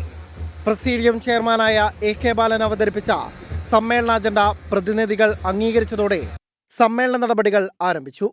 CPIM കേന്ദ്ര കമ്മിറ്റി കോർഡിനേറ്റർ പ്രകാശ് കാരാട്ട പ്രതിനിധി സമ്മേളനം ഉദ്ഘാടനം ചെയ്തു. നരേന്ദ്രമോദി സർക്കാർ നവഫാസിസ്റ്റ് ലക്ഷണം പ്രകടമാക്കുന്നുവെന്ന് പ്രകാശ് കാരാട്ട ആവർത്തിച്ചു. The external policies are actually a reflection of the character of this government, which in our political resolution, draft political resolution, we have called it a Hindutva corporate regime which is displaying neo-fascist characteristics. രാജ്യത്തെ ഏറ്റവും കരുത്തുറ്റ ഘടകമാണ് കേരളത്തിലേത്. BJP വിരുദ്ധ പോരാട്ടത്തിന് CPIMന് കോൺഗ്രസിന്റെ certificate വേണ്ടെന്നും പ്രകാശ് കാരാട്ട്. പ്രതിനിധി സമ്മേളനത്തിൽ സംസ്ഥാന സെക്രട്ടറി MV ഗോവിന്ദൻ പ്രവർത്തന റിപ്പോർട്ടും മുഖ്യമന്ത്രി പിണറായി വിജയൻ വികസന രേഖയും അവതരിപ്പിച്ചു. ഞായറാഴ്ചയാണ് പുതിയ സംസ്ഥാന കമ്മിറ്റിയെയും പാർട്ടി കോൺഗ്രസ് പ്രതിനിധികളെയും തിരഞ്ഞെടുക്കുക. വൈകിട്ട് 5 മണിക്ക് ആശ്രാമ മൈതാനത്താണ് പൊതുസമ്മേളനം. 24 കൊല്ലം. വന്യജീവി ശല്യത്തിനെതിരെ കണ്ണൂർ ആറളത്ത് സമരം ചെയ്തവർക്കെതിരെ കേസ്. 10 പേർക്കെതിരെയാണ് ആറളം പോലീസ് കേസെടുത്തത്. ബീറ്റ് ഫോറസ്റ്റ് ഓഫീസറെ തടഞ്ഞുവെച്ചെന്നും മർദ്ദിച്ചെന്നാണ് കേസ്. അരുൺ പൂപ്പറമ്പ കണ്ണൂരിൽ നിന്നും ടെലിഫോണിൽ. അരുൺ പറയൂ. ഇന്നലെ രാത്രിയാണ് ആറളം ഫാമിലെ 13ാം ബ്ലോക്കിൽ ഉള്ള RRT ഓഫീസിന് മുന്നിൽ ഈ പ്രതിഷേധമുണ്ടായത്. അതിനിടെ വനം വകുപ്പ് ഉദ്യോഗസ്ഥരെ, ബീറ്റ് ഫോറസ്റ്റ് ഓഫീസർ ഉൾപ്പെടുന്ന ഉദ്യോഗസ്ഥരെ ഫാം നിവാസികൾ തടഞ്ഞു വെച്ചാണ് പ്രതിഷേധിച്ചത്. ഇതിനിടെ ബീറ്റ് ഫോറസ്റ്റ് ഓഫീസറെ മർദ്ദിച്ചുവെന്നും തടഞ്ഞു വെച്ചുവെന്നും ആരോപിച്ചാണ് ഇപ്പോൾ ആറളം പോലീസ് ഇപ്പോൾ ഈ പ്രതിഷേധിച്ചവർക്കെതിരെ 10 പേർക്കെതിരെയാണ് കേസെടുത്തിട്ടുള്ളത്. നേരത്തെ കഴിഞ്ഞ ദിവസം 2 പേർ കൊല്ലപ്പെട്ടതുമായി, ആന ആക്രമണത്തിൽ കൊല്ലപ്പെട്ടതുമായി ബന്ധപ്പെട്ട് അവിടെ വേണ്ട നടപടികൾ, അതായത് മന്ത്രി ഉൾപ്പെടെ പറഞ്ഞ വാക്ക് പാലിച്ചില്ലെന്നും അതിവേഗ നടപടികൾ ഉണ്ടാകുന്നില്ല എന്ന് ചൂണ്ടിക്കാണിച്ചായിരുന്നു ഇന്നലെ രാത്രി ഉൾപ്പെടെ വലിയ തോതിലുള്ള പ്രതിഷേധമുണ്ടായത്. ഇതിനിടെ വനം വകുപ്പ് ഉദ്യോഗസ്ഥർക്ക് നേരെ മർദ്ദനവും തടഞ്ഞുവെക്കലും ഉണ്ടായി. കൃത്യനിർവഹണം ഉൾപ്പെടെ തടസ്സപ്പെടുത്തി എന്നുൾപ്പെടെ ചൂണ്ടിക്കാണിച്ചുകൊണ്ടാണ് പോലീസിന്റെ നടപടി ഉണ്ടായിരിക്കുന്നത്. 10 പേർക്കെതിരെയാണ് പോലീസ് കേസെടുത്തിരിക്കുന്നത്. Okay, thank you Arun Pooparamba. കേന്ദ്ര വിദേശകാര്യമന്ത്രി S ജയശങ്കറിന് നേരെ ഉണ്ടായ ആക്രമണ ശ്രമത്തെ ഇന്ത്യ അപലപിച്ചു. ബ്രിട്ടൻ നയതന്ത്ര ഉത്തരവാദിത്തങ്ങൾ നിറവേറ്റുമെന്നാണ് പ്രതീക്ഷയെന്നാണ് വിദേശകാര്യ മന്ത്രാലയത്തിന്റെ പ്രതികരണം. ഇന്ത്യൻ നിലപാടിനെ UK വിദേശകാര്യ മന്ത്രാലയവും പിന്തുണച്ചു. ലണ്ടനിലെ ചതം ഹൗസിൽ നടന്ന സംവാദ പരിപാടിയിൽ പങ്കെടുക്കാൻ എത്തിയപ്പോഴാണ് വിദേശകാര്യമന്ത്രി ഡോക്ടർ എസ് ജയശങ്കറിന് നേരെ ആക്രമണശ്രമം ഉണ്ടായത്. വേദിക്ക് സമീപം ഒത്തുകൂടിയ ഖലിസ്ഥാൻ അനുകൂലികൾ മുദ്രാവാക്യങ്ങൾ മുഴക്കി. കാറിൽ കയറാൻ എത്തിയ ജയശങ്കറിന്റെ അടുത്തേക്ക് ഖാലിസ്ഥാൻ അനുകൂലി പാഞ്ഞെടുത്തു.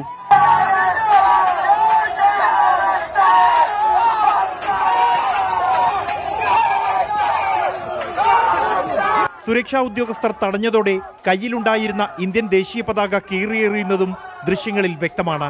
ലണ്ടൻ പോലീസ് നോക്കി നിൽക്കെയാണ് ഖലിസ്ഥാൻ പതാകയേന്തി മുദ്രാവാക്യം വിളിച്ചും ഇന്ത്യൻ പതാകയെ അവഹേളിച്ചും പ്രതിഷേധിച്ചത്. സംഭവത്തെ ഇന്ത്യ ശക്തമായ ഭാഷയിൽ അപലപിച്ചു. ബ്രിട്ടൻ നയതന്ത്ര ഉത്തരവാദിത്തങ്ങൾ പൂർണ്ണമായും നിറവേറ്റുമെന്ന് പ്രതീക്ഷിക്കുന്നതായി ഇന്ത്യൻ വിദേശകാര്യ മന്ത്രാലയം പ്രതികരിച്ചു. ഇതിനു പിന്നാലെയാണ് സംഭവത്തെ ശക്തമായ ഭാഷയിൽ ബ്രിട്ടൻ അപലപിച്ചത്. ഭയപ്പെടുത്താനും ഭീഷണിപ്പെടുത്താനുമുള്ള ശ്രമങ്ങൾ അംഗീകരിക്കാനാകില്ലെന്നും ബ്രിട്ടൻ പ്രതികരിച്ചു. 24 ഡൽഹി. 10ാം ക്ലാസ് ക്രിസ്മസ് ചോദ്യപേപ്പർ ചോർച്ച കേസിൽ മുഖ്യപ്രതി മുഹമ്മദ് ഷുഹൈബിന്റെ അറസ്റ്റ് രേഖപ്പെടുത്തി. മുൻകൂർ ജാമ്യാപേക്ഷ ഹൈക്കോടതി തള്ളിയതോടെ മുഹമ്മദ് ഷുഹൈബ് ക്രൈംബ്രാഞ്ച് ഓഫീസിലെത്തി കീഴടങ്ങിയതാണ്. അതേസമയം കേസിലെ 2 പ്രതികൾക്ക് കോഴിക്കോട് ജില്ലാ കോടതി ഇന്ന് ജാമ്യം അനുവദിച്ചു. കൊടുവള്ളി കേന്ദ്രമായ MS സൊല്യൂഷൻസ് എന്ന യൂട്യൂബ് ചാനലിലൂടെയാണ് ചോദ്യപേപ്പറുകൾ ചോർന്നത്. യൂട്യൂബ് ചാനൽ CEO മുഹമ്മദ് ഷുഹൈബിന്റെ മുൻകൂർ ജാമ്യാപേക്ഷ ഹൈക്കോടതി തള്ളിയിരുന്നു. ഇതിനു പിന്നാലെയാണ് കോഴിക്കോട് ക്രൈംബ്രാഞ്ച് ഓഫീസിലെത്തി മുഹമ്മദ് ഷുഹൈബ് കീഴടങ്ങിയത്. എന്റെ MS സൊല്യൂഷൻ എന്ന സ്ഥാപനത്തിനെ തകർക്കാൻ വേണ്ടി ഉണ്ടാക്കിയതാണ്. അത് വലിയൊരു പ്ലാറ്റ്ഫോമാണ്, പേര് ഞാൻ പറയൂല. ആ സ്ഥാപനം ഒരു എന്റെ നാട്ടിലൊരു നേതാവിന് 5 ലക്ഷം രൂപ ഓഫർ ചെയ്തിട്ടുണ്ട്. ചോദ്യം ചെയ്യലിന് ശേഷമാണ് മുഹമ്മദ് ഷുഹൈബിന്റെ അറസ്റ്റ് രേഖപ്പെടുത്തിയത്. ചോദ്യപേപ്പർ ചോർത്തി നൽകിയ മലപ്പുറം മേൽമുറി മഅദിൻ ഹയർ സെക്കൻഡറി സ്കൂളിലെ പിയൂൺ അബ്ദുൽ നാസറിനെ ഇന്നലെ ക്രൈംബ്രാഞ്ച് അറസ്റ്റ് ചെയ്തിരുന്നു. അബ്ദുൽ നാസറിനെ വിശദമായി ചോദ്യം ചെയ്യലിനായി അന്വേഷണ സംഘം കസ്റ്റഡിയിൽ ആവശ്യപ്പെട്ടിട്ടുണ്ട്. അതിനിടെ 2-3 പ്രതികളായ ഫഹദ്, ജിഷ്ണു എന്നിവർക്ക് കോഴിക്കോട് ജില്ലാ കോടതി ജാമ്യം അനുവദിച്ചു. 24 കോഴിക്കോട്. പ്രേക്ഷകർക്ക് വീണ്ടും സ്വാഗതം. പ്രൈം ടൈമിലേക്ക്. നാരായണ പറയുന്ന പുണ്യവും വ്രതവും പോലുള്ള പവിത്രമായ വാക്കുകൾ ഇസ്ലാമുമായി ചേർത്ത് പറഞ്ഞ് ആ വാക്കുകളെ നിന്ദിക്കാതിരിക്കുക. എന്താണ് എനിക്ക് വ്യക്തമായില്ല അത്. തീർച്ചയായിട്ടും മാത്രമല്ല ആൾക്കാർക്ക് ഈ മതനിന്ദ ഉണ്ടാക്കുന്ന വാക്കുകൾ പറയുന്നതാണ് ഏറ്റവും നല്ല കാര്യം. അപ്പോൾ അതുകൊണ്ട് തന്നെ ഇങ്ങനെയുള്ള വാക്കുകൾ നമ്മൾ കമൻറ്റ് ബോക്സിലേക്ക് നിങ്ങൾ അയക്കാതിരിക്കുക. അപ്പോൾ ആ കമൻറ്റ് തീർച്ചയായിട്ടും അത്ര സുഖകരമായ കമൻറ്റാണെന്ന് എനിക്ക് തോന്നുന്നില്ല. മറ്റൊരു വാർത്തയിലേക്ക്. പത്തനംതിട്ട കോന്നിയിൽ കോളേജ് വിദ്യാർത്ഥികൾ തമ്മിലടിച്ചു. തവളപ്പാറ സെൻറ് തോമസ് കോളേജിലെ ഡിഗ്രി വിദ്യാർത്ഥികൾ തമ്മിലാണ് അടിയുണ്ടായത്. നാട്ടുകാർ ഇടപെട്ട് വിദ്യാർത്ഥികളെ പിരിച്ചുവിട്ടു. അതേസമയം നാട്ടുകാർ മർദ്ദിച്ചതായി വിദ്യാർത്ഥികളെ പോലീസിൽ പരാതി കൊടുത്തു. AV ജയശങ്കർ ചേരുന്നു. പറയൂ ജയശങ്കർ.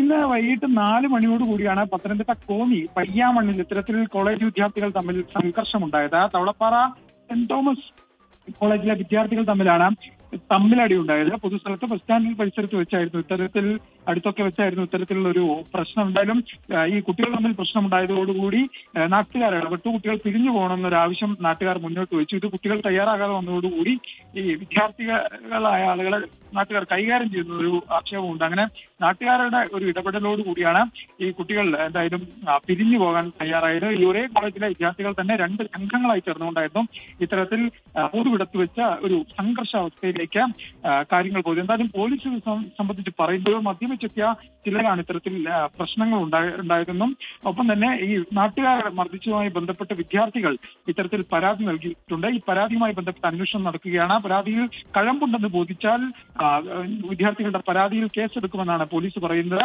എന്തായാലും ഈ കോളേജ് വിദ്യാർത്ഥികളൊക്കെ തന്നെ വളരെ ഉത്തരവാദിത്തമുള്ള പൗരന്മാരാണ്. പക്ഷെ അവരിങ്ങനെ പൊതുവിടത്തിൽ നാട്ടുകാരുടെ മുന്നിൽ വെച്ച് പരസ്യമായി ഏറ്റുമുട്ടുമ്പോൾ അതിന് പിന്നിൽ ലഹരിയാണോ മറ്റെന്തെങ്കിലും വിഷയങ്ങളാണോ എന്നത് കൃത്യമായി പരിശോധിക്കപ്പെടേണ്ടത്. ഈ കോളേജ് അധികൃതരും നാട്ടുകാരെല്ലാം തന്നെ ഈ വിഷയവുമായി ബന്ധപ്പെട്ട ഒരു ജാഗ്രത പുലർത്തുന്നുണ്ട്. എന്തായാലും ഈ പ്രദേശത്തെ നാട്ടുകാരുടെ ഒരു ഇടപെടൽ അവർ ഈ കുട്ടികളെ പിരിച്ചുവിടാൻ ശ്രമിച്ചതാണ് ഈ തല്ല് കൂടുതൽ നേരം നീണ്ടുപോകാതെ എന്തായാലും ഒഴിവാവാൻ കാരണമായത്. പക്ഷെ അതിന് പിന്നാലെ തന്നെ വിദ്യാർത്ഥികൾ നാട്ടുകാർക്കെതിരെ കയ്യേറ്റം ചെയ്തു എന്ന് പറഞ്ഞുകൊണ്ട് പരാതി നൽകിയിട്ടുണ്ട്. പോലീസ് ഈ പരാതിയിൽ പരിശോധന നടത്തുക. എന്തായാലും ദൃശ്യങ്ങളിൽ അടി നടന്നതായി വ്യക്തമാണ്. ഒരേ കോളേജിലെ വിദ്യാർത്ഥികൾ തന്നെയാണ് സംഘം ചേർന്ന് പൊതുവിടത്തിൽ വെച്ച് ഇത്തരത്തിൽ പ്രശ്നമുണ്ടാക്കിയത്.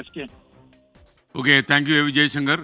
വെഞ്ഞാറമൂട് കൂട്ടക്കൊലക്കേസിലെ പ്രതി അപാന്റെ മാതാവിനെ ഇളയ മകൻ അഫ്സാൻ മരിച്ച വിവരം അറിയിച്ചു. ഭർത്താവ് അബ്ദുൾ റഹീമാണ് മരണവിവരം പറഞ്ഞത്. മാല ചോദിച്ചിട്ട് തരാത്തത് കൊണ്ടാണ് പിതൃമാതാവ് സൽമാ ബീവിയെ കൊലപ്പെടുത്തിയതെന്ന് അഫാൻ പോലീസിന് മൊഴി കൊടുത്തു. അഫാനുമായി പോലീസ് നാളെ തെളിവെടുപ്പ് നടത്തും. 3 ദിവസം കസ്റ്റഡിയിൽ ലഭിച്ച അഫാനെ ചോദ്യം ചെയ്തപ്പോഴാണ് പിതൃമാതാവിനെ കൊലപ്പെടുത്തിയതിന്റെ കാരണം പോലീസിനോട് പറഞ്ഞത്. കുഴിയിൽ കാലും നീട്ടിയിരിക്കുന്ന കിളവെ മാല ചോദിച്ചിട്ട് തന്നില്ല, അതുകൊണ്ടാണ് കൊന്നത്. കൊലപ്പെടുത്തിയ ശേഷം ആഭരണമൂരിയെടുത്ത് വെഞ്ഞാറമൂട്ടിലെ ധനകാര്യ സ്ഥാപനത്തിൽ പണയം വെച്ചു. പ്രതിയുമായി നാളെ കൊലപാതകം നടന്ന പാങ്ങോടുള്ള വീട്ടിലും ധനകാര്യ സ്ഥാപനത്തിലും പോലീസ് തെളിവെടുപ്പ് നടത്തും. കൂട്ടക്കൊലപാതക ദിവസം ഉമ്മയെ ആക്രമിച്ച പ്രതി ചുറ്റിക വാങ്ങി നേരെ പോയത് പിതൃമാതാവിന്റെ വീട്ടിലേക്കായിരുന്നു.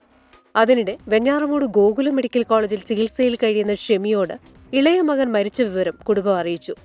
മക്കളെ തിരക്കിയപ്പോൾ 2 പേർക്കും അപകടത്തിൽ പരിക്കേറ്റെന്നും തിരുവനന്തപുരം മെഡിക്കൽ കോളേജിൽ ചികിത്സയിലാണെന്നുമാണ് ഭർത്താവ് അബ്ദുൾ റഹീം ആദ്യം പറഞ്ഞത്. മെഡിക്കൽ കോളേജിൽ നിന്ന് സ്വകാര്യ ആശുപത്രിയിലേക്ക് മാറ്റണമെന്ന് ഷെമി നിർദ്ദേശിച്ചപ്പോഴാണ് ഇളയ മകൻ അഫ്സാൻ മരിച്ച വിവരം പറഞ്ഞത്. ഐസിയുവിൽ തുടരുന്ന ഷെമിയോട് ഘട്ടം ഘട്ടമായി കുടുംബത്തിൽ നടന്ന ദാരുണ സംഭവങ്ങൾ അറിയിക്കണമെന്ന ഡോക്ടേഴ്സിന്റെ നിർദ്ദേശത്തെ തുടർന്നാണ് മരണവിവരം പറഞ്ഞത്. തന്റെ പേരിലുണ്ടായിരുന്ന കാർ നഷ്ടമായതായി പിതാവ് അബ്ദുൾ റഹീം പോലീസിനോട് പറഞ്ഞു.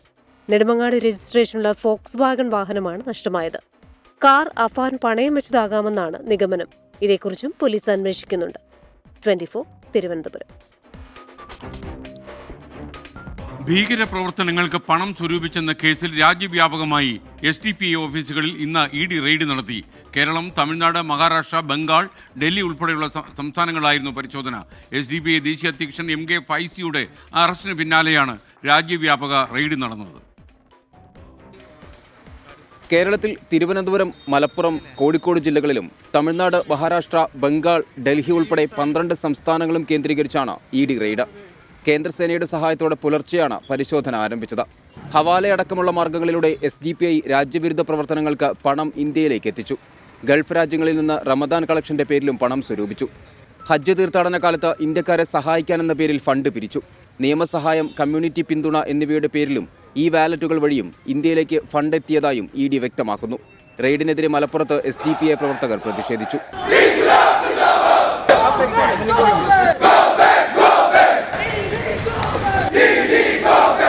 വിവിധയിടങ്ങളിൽ നടന്ന റെയ്ഡിൽ computer, hard disk, mobile phone, രസീത് ബുക്കുകൾ, ലഘുലേഖ എന്നിവ പിടിച്ചെടുത്തു. 24 കൊച്ചി. CPI നേതാവ് K. ഇസ്മായിലിനെതിരെ നടപടിക്കൊരുങ്ങുകയാണ് CPI. നടപടിക്ക് മുന്നോടിയായി ഇസ്മായിലിന് കാരണം കാണിക്കൽ നോട്ടീസ് കൊടുത്തു. മറുപടി ലഭിച്ചാൽ അടുത്ത സംസ്ഥാന എക്സിക്യൂട്ടീവിൽ തന്നെ നടപടി ആലോചിക്കും. മുൻ MLA P. രാജുവിൻ്റെ മരണത്തിൽ മാധ്യമങ്ങൾക്ക് നൽകിയ പ്രതികരണത്തിൻ്റെ പേരിലാണ് നടപടിക്ക് നീക്കം. ഇന്ന് ചേർന്ന CPI സംസ്ഥാന എക്സിക്യൂട്ടീവാണ് K. ഇസ്മായിലിനെതിരായ നടപടിക്ക് തുടക്കം കുറിച്ചത്. മുൻ MLA P. രാജുവിന്റെ നിര്യാണത്തിന് പിന്നാലെ പാർട്ടിയെ പരോക്ഷമായി കുറ്റപ്പെടുന്ന തരത്തിൽ മാധ്യമങ്ങൾക്ക് നൽകിയ പ്രതികരണം ചൂണ്ടിക്കാട്ടി CPI എറണാകുളം ജില്ലാ കൌൺസിൽ സംസ്ഥാന എക്സിക്യൂട്ടീവിന് പരാതി നൽകിയിരുന്നു. P. രാജുവിനെതിരായ നടപടി കൺട്രോൾ കമ്മീഷൻ റദ്ദാക്കിയിരുന്നതായി K. ഇസ്മായിൽ മാധ്യമങ്ങളോട് പറഞ്ഞിരുന്നു. ഇത് വസ്തുതാവിരുദ്ധമാണെന്ന് ചൂണ്ടിക്കാട്ടിയാണ് എറണാകുളം ജില്ലാ കൌൺസിൽ പരാതി നൽകിയത്. പരാതി പരിഗണിച്ച CPI സംസ്ഥാന എക്സിക്യൂട്ടീവ് വിട്ടുവീഴ്ച വേണ്ടെന്ന നിലപാടെടുക്കുകയായിരുന്നു. നടപടിയെടുക്കാനുള്ള നിർദ്ദേശത്തെ സംസ്ഥാന എക്സിക്യൂട്ടീവിൽ ഒരാൾ മാത്രമാണ് എതിർത്തത്. കോഴിക്കോട് നിന്നുള്ള TV ബാലനാണ് എതിർപ്പ് പ്രകടിപ്പിച്ചത്. നടപടിയെടുക്കുന്നതിന്റെ ഭാഗമായി K. ഇസ്മായിലിനോട് വിശദീകരണം തേടും. വിശദീകരണം ലഭിച്ചാൽ തൊട്ടടുത്ത എക്സിക്യൂട്ടീവ് യോഗം തന്നെ ഇക്കാര്യം പരിഗണിച്ച് തീരുമാനത്തിലേക്ക് പോകും. നേരത്തെ പാലക്കാട് ജില്ലാ നേതൃത്വവുമായി ബന്ധപ്പെട്ട പ്രശ്നങ്ങളിലും K. ഇസ്മായിലിനെതിരെ നടപടിക്ക് നീക്കമുണ്ടായിരുന്നു. എന്നാൽ ദേശീയ നേതൃത്വം ഇടപെട്ട് നടപടി ഒഴിവാക്കുകയാണ് ഉണ്ടായത്. മാധ്യമങ്ങളോട് പ്രതികരിക്കുമ്പോൾ പാർട്ടിക്കെതിരായ സമീപനം സ്വീകരിക്കരുതെന്ന് അന്ന് ജനറൽ സെക്രട്ടറി D. രാജ ഇസ്മായിലിനോട് അഭ്യർത്ഥിച്ചിരുന്നു. ഇത് ലംഘിച്ചാണ് ഇപ്പോഴത്തെ പ്രതികരണമെന്നാണ് സംസ്ഥാന നേതൃത്വം ചൂണ്ടിക്കാട്ടുന്നത്. K. ഇസ്മായിലിനെ പാർട്ടി സമ്മേളനങ്ങളിൽ പങ്കെടുപ്പിക്കുന്ന നിർദ്ദേശവും സംസ്ഥാന നേതൃത്വം കീഴ്ഘടകങ്ങൾക്ക് നൽകുന്നുണ്ട്. R. ശ്രീജിത്ത്, 24 തിരുവനന്തപുരം. മലപ്പുറം താനൂരിൽ നിന്ന് പെൺകുട്ടികളെ കാണാതായ സംഭവത്തിൽ കുട്ടികൾക്കൊപ്പം യാത്ര ചെയ്ത റഹീം അസ്ലം 24നോട് പ്രതികരിച്ചു. മുംബൈ സിറ്റിയിൽ നിന്ന് ആണ് പെൺകുട്ടികൾ പിരിഞ്ഞത്. പെൺകുട്ടികൾ പഴയ മൊബൈൽ ഫോൺ വാങ്ങി വീട്ടിൽ നിന്നും പ്രയാസമുണ്ടെന്ന് പറഞ്ഞാണ് പെൺകുട്ടികൾ വീട് വിട്ടിറങ്ങിയത്. പിന്തിരിപ്പിക്കാൻ താൻ പരമാവധി ശ്രമിച്ചെന്നും റഹീം അസ്ലം 24നോട്. ഇഷ്ടംപോലെ കോൾ വരുന്നുണ്ട്. എനിക്ക് അവരെ കിട്ടണ നിർബന്ധമാണ്. അവരെങ്ങനെ ഞാൻ വേറെ ടെൻഷനിലാണ്. നിങ്ങളവിടെ അടങ്ങി നിൽക്കി. ഞാൻ എന്താ കഴിഞ്ഞാലേ നിങ്ങളെ ഒരു തെറ്റിദ്ധാരണ വേണ്ടെന്ന് കരുതിയിട്ടേ ഇന്നെന്തായാലും കോണ്ടാക്ട് ചെയ്യാൻ വഴി ഉണ്ടെങ്കിൽ എന്നെ വിളിക്കുക. ഞാൻ അപ്പൊ ഞങ്ങൾക്ക് ഇൻഫോർമേഷൻ തരും ചെയ്യും. ഞാനും അന്വേഷിക്കുന്നുണ്ട് നല്ലോണം. ഞാൻ ഒരൊറ്റ കാര്യേ ഇവരെവിടുന്നാ നിങ്ങളെടുത്ത് മിസ്സാവുന്നത്? ഇവര് കറക്റ്റ് നമ്മളെ മുംബൈ സ്റ്റേഷനില്ലേ, മുംബൈ മറ്റേ നമ്മളെ സിറ്റി ഇല്ലേ, മുംബൈ സിറ്റിന്ന് നമ്മുടെ ഉള്ളിലേക്ക് ഫുഡിന്റെ ഒരു ഏരിയ ഉണ്ടല്ലോ, ഫുഡ് ഏരിയ സ്ട്രീറ്റ് അവിടുന്ന് ഫുഡ് കഴിച്ചിട്ടാണ് ഇവര് ഓക്കെ ആണ് പിരിയണത്. നമ്മള് ലാസിയ സലൂണിലേക്കാണ് കയറിയത്. അപ്പൊ അവിടുന്നാണ് പോലെ ഈ മറ്റേ എന്താ മുടി കട്ട് അങ്ങനെയൊക്കെ ചെയ്തെന്നൊക്കെ പറയണത് ഓർക്ക് വിളിച്ചപ്പോ. അപ്പൊ അവിടേക്കാണ് കോണ്ടാക്ട് കാര്യങ്ങളൊക്കെ ഞാനെല്ലാം അപ്പപ്പ നമ്മളെ പോലീസിനെ കൈമാറുന്നുണ്ട്. എന്നെ നിരന്തരം വിളിച്ചോണ്ടിരിക്കുന്നു. അപ്പൊ ഞങ്ങള് പരസ്പരം 10-5 കൂടുമ്പോ നിൽക്കാതെ വിളിച്ചോണ്ടിരിക്കുന്നു. ഈ ഒരൊറ്റ കാര്യം, ഇവര് എന്തിനാ പോയത് എന്തെങ്കിലും പറഞ്ഞിരുന്നോ? ഇവര് വീട്ടിലെന്തോ ടെൻഷൻ പ്രശ്നം കാര്യങ്ങളെല്ലാം പറയുന്നത്. ഇവരുടെ കയ്യിൽ പൈസ ഉണ്ടായിരുന്നോ? പൈസ ഉണ്ടായിരുന്നു. അതെല്ലാം വീട്ടിൽ നിന്ന് എന്താ വെച്ചാല് ഇറങ്ങി പോവാൻ പറഞ്ഞു, എങ്ങനെയും പോവാൻ പറഞ്ഞെന്ന് പറഞ്ഞു. വാപ്പെന്തോ അതിനുശേഷം അങ്ങനെ പ്രശ്നമായിട്ട് ഓള് ഇറങ്ങിയതാന്നൊക്കെ പറയണത്. ഞാൻ കുറെ പറഞ്ഞ് മനസ്സിലാക്കി എന്തിനാ അങ്ങനെ ചെയ്യണം അങ്ങനെ എങ്ങനെ. അപ്പൊ അതിനൊന്നല്ല ഞങ്ങളിപ്പോ തന്നെ പോകും ഇന്നതാക്കി അപ്പൊ ഞങ്ങള് വെറുതെ മുംബൈ കാണാനാണ് അങ്ങനെ എങ്ങനെ എന്നൊക്കെ പറഞ്ഞാണ് ഞാൻ ഓൾക്കൊരു സപ്പോർട്ടിന് വേണ്ടിയാണ് ഇവിടെ ഇവരെ എത്തിച്ചു കൊടുത്തത്. ഓൾക്കൊരു ബുദ്ധിമുട്ടില്ലാതെ നമ്മളത്രയും ഫ്രണ്ട്ഷിപ്പാണ്. ഓർക്കൊന്നും ഇല്ലാതെ കിട്ടും. അതാണ് എന്റെ ആഗ്രഹം. അതാണ് നിരന്തരം ടൈപ്പ് ചെയ്ത് നടക്കുകയാണ്. ഓരോ മൊബൈൽ എടുത്തത് 2 മൊബൈല്. അപ്പൊ ആ മൊബൈലിന്റെ IMA നമ്പർ വെച്ചിട്ട് പിടിക്കണം. പുതിയ മൊബൈൽ വാങ്ങിയതാ?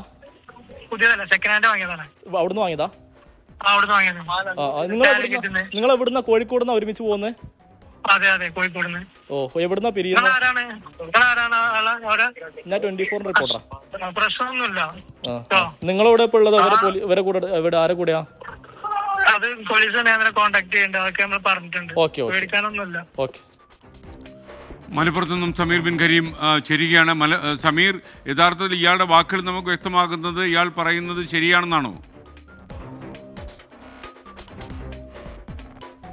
ഇയാൾ നിരപരാധിയാണ്, തെറ്റിദ്ധാരണ നീങ്ങണം എന്നുള്ള തരത്തിലാണ് ഇയാളുടെ സംസാരം നമുക്ക് മനസ്സിലാക്കാൻ കഴിയുന്നത്. ഈ പെൺകുട്ടികളാണ് ആദ്യം യുവാവിനോട് തങ്ങൾ നാട് വിട്ടു പോവുകയാണ് എന്നുള്ള കാര്യം പെൺകുട്ടികളാണ് യുവാവിനോട് മൊബൈൽ ഫോണിലൂടെ അറിയിക്കുന്നത്. അപ്പോൾ യുവാവ് പലതവണ അവരെ പിന്തിരിപ്പിക്കാൻ ശ്രമിച്ചു, പോവേണ്ടെന്ന് പലതവണ പറഞ്ഞു. പക്ഷേ പെൺകുട്ടികൾ തയ്യാറായില്ല. തങ്ങൾ എങ്ങനെയായാലും നാട് വിട്ടു പോവുകയാണ്, മുംബൈ തങ്ങൾക്ക് കാരണം വീട്ടിൽ അത്ര കുറച്ച് ചില പ്രശ്നങ്ങളുണ്ട്, അതുകൊണ്ട് വീട് വിട്ടു പോവുകയാണെന്ന് നിർബന്ധപൂർവ്വം യുവാവിനെ അറിയിക്കുകയായിരുന്നു. ആ സമയത്ത് യുവാവും പെൺകുട്ടികളും തമ്മിൽ വലിയ സുഹൃത്തുക്കളാണ്, ആത്മബന്ധമുണ്ട് എന്നാണ് യുവാവ് പറയുന്നത്. അതുകൊണ്ട് തന്നെ പെൺകുട്ടികൾക്കൊന്നും പ്രയാസമില്ലാതിരിക്കാൻ പെൺകുട്ടികളുടെ സംരക്ഷണത്തിന് വേണ്ടിയാണ് അതുവരെ യാത്ര ചെയ്തത് എന്നാണ് യുവാവ് വ്യക്തമാക്കുന്നത്. കോഴിക്കോട് നിന്നാണ് ഈ യുവാവ് പെൺകുട്ടികൾക്കൊപ്പം യാത്ര ആരംഭിക്കുന്നത്. അങ്ങനെ മുംബൈയിൽ എത്തി മുംബൈ സിറ്റിയിലെ ഫുഡ് കോർട്ടിന് സമീപം വെച്ചാണ് ഈ പെൺകുട്ടികൾക്ക് പിന്നിൽ നിന്നും യുവാവ് പിരിയുന്നത് എന്നാണ് ഈ റഹീം അസ്ലം 24 നമ്മളുമായി സംസാരിച്ചപ്പോൾ പറഞ്ഞിട്ടുള്ളത്. പിന്നീട് ഈ പെൺകുട്ടികൾ സലൂണിലേക്കാണ് പോയത്. അങ്ങനെ ആ സലൂണിലെ ജീവനക്കാരിയുടെ മൊബൈൽ ഫോണിൽ നിന്ന് പെൺകുട്ടികൾ ഈ യുവാവിനെ ബന്ധപ്പെട്ടു എന്നാണ്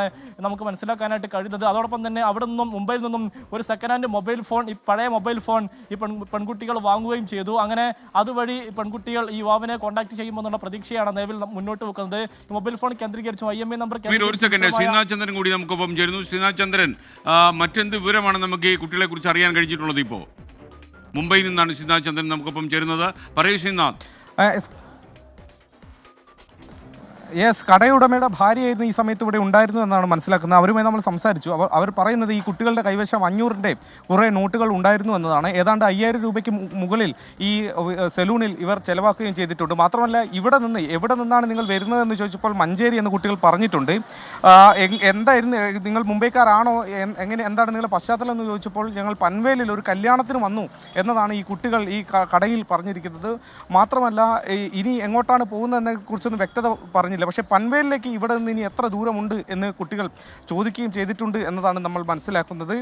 കുട്ടികൾ മാത്രമല്ല, ഈ സാധാരണ ഈ സലൂണിൽ എത്തുന്നവരുടെ ഫോൺ നമ്പർ എഴുതി വെക്കാറുണ്ട്, പേരും ഫോൺ നമ്പറും ഒക്കെ എഴുതി വെക്കാറുണ്ട്. പക്ഷേ ഇവിടെ കുട്ടികളോട് ആ നമ്പർ ചോദിച്ചപ്പോൾ ഞങ്ങളുടെ കയ്യിൽ ഫോണില്ല എന്നതാണ് കുട്ടികൾ പറഞ്ഞിട്ടുള്ളത്.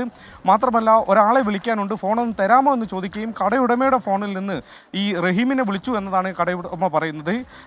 2-3 തവണ ഇയാളുമായി സംസാരിച്ചിട്ടുണ്ട് എന്നതാണ് മനസ്സിലാക്കുന്നത്.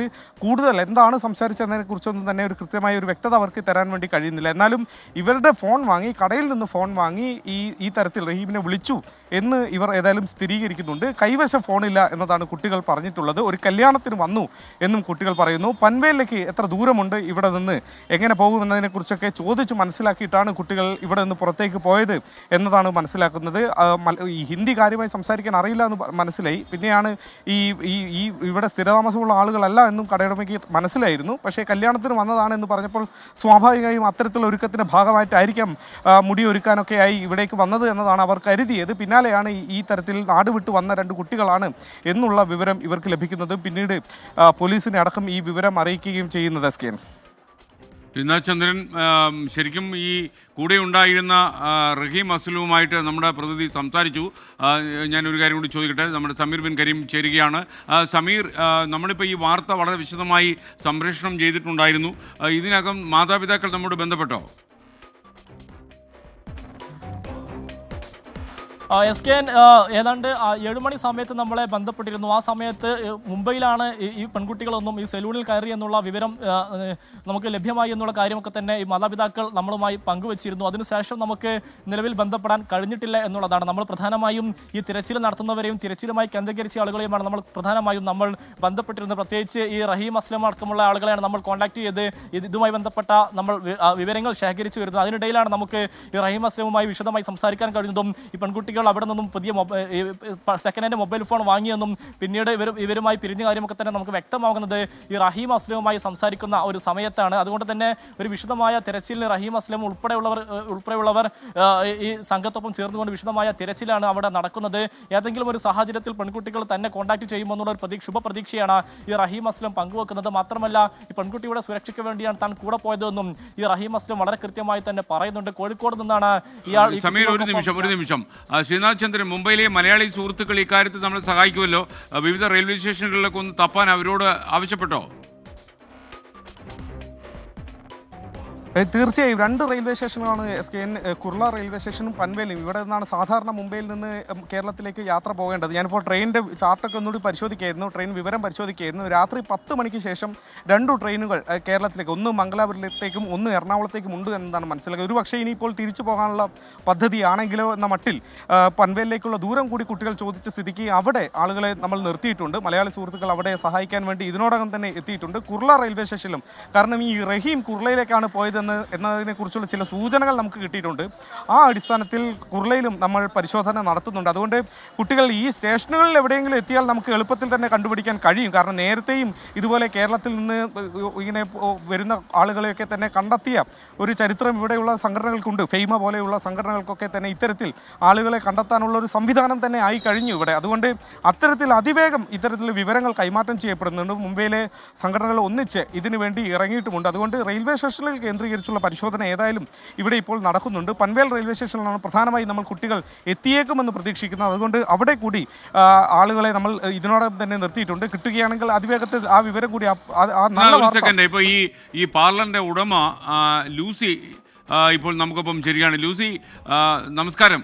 ശ്രീകണ്ഠൻ നായരാണ് 24 ഫ്ലോറിൽ നിന്ന്. അപ്പോൾ ഈ കുട്ടികൾ ഏത് സാഹചര്യത്തിലാണ് ഈ സലൂണിലേക്ക് വന്ന് കയറിയത്? ഈ പിള്ളേര് 2 പേരും മുഖമൊക്കെ മറിച്ചാണ് വന്ന്, ഈ സാധാരണ വെയിലുള്ളപ്പോൾ അങ്ങനെ വരാറുണ്ട്. ഈ ബൈക്കിലൊക്കെ വരുന്ന, നമുക്ക് കൂടുതൽ അറിയത്തില്ല. അകത്ത് കയറി വന്ന് 2 കൊച്ചു പിള്ളേര്, തീരെ കൊച്ചല്ല, ടീനേജേഴ്സ്. അപ്പൊ വന്നിട്ട് ഞാനവിടെ ഇല്ലായിരുന്നു. അപ്പൊ വന്നു കഴിഞ്ഞപ്പോഴത്തേനും പറഞ്ഞു മുടി ട്രീറ്റ്മെന്റ് ചെയ്യണം, കട്ട് ചെയ്യണം, അങ്ങനെയൊക്കെ പറഞ്ഞു. പക്ഷെ അവർക്ക് ഭാഷ ശരിക്കും മനസ്സിലാവുന്നില്ല. അപ്പൊ മലയാളികളാണെന്ന് മനസ്സിലായി. അപ്പോഴത്തേനും ഇവരെന്നെ ഫോൺ ചെയ്തിട്ട് പറഞ്ഞു 2 മലയാളി പിള്ളേർ വന്നിട്ടുണ്ട്, അവർക്ക് ഭാഷ അറിയത്തില്ല, അവിടെ ഒന്ന് വരാമോ എന്ന് ചോദിച്ചു. അപ്പൊ എനിക്ക് സമയമില്ലായിരുന്നു. ഞാൻ എന്റെ അസിസ്റ്റന്റിനെ വിട്ടു, മലയാളിയാണ്. അപ്പൊ ആ പുള്ളി താഴെ പോയിട്ട് പറഞ്ഞു 2 കൊച്ചു പിള്ളേരാകെ മുടിയുടെ ട്രീറ്റ്മെന്റ്, കെരാറ്റിൻ, മുടിയുടെ നീളമുള്ള മുടിയൊക്കെ വെട്ടി അവർ വേറെ ഷേപ്പ് മാറ്റുവാ മുടി. ഓക്കെ, നമ്മളും അതിന്റെ ട്രീറ്റ്മെന്റും ഒക്കെ ചെയ്തു കൊടുത്തു. അന്നേരത്തേനും എന്റെ പോയ ആ സ്റ്റാഫും വന്നിട്ട് പറഞ്ഞു ഇത് ഒട്ടും മലയാളം അറിയത്തില്ല, ഒട്ടും ഹിന്ദി അറിയത്തില്ല, ഇംഗ്ലീഷും അറിയത്തില്ല, ഇത് എന്ത് സ്റ്റുഡന്റ് ആയിരിക്കും. അങ്ങനെ ഞങ്ങൾ തമാശയായിട്ട് പറയുകയും ചെയ്തു.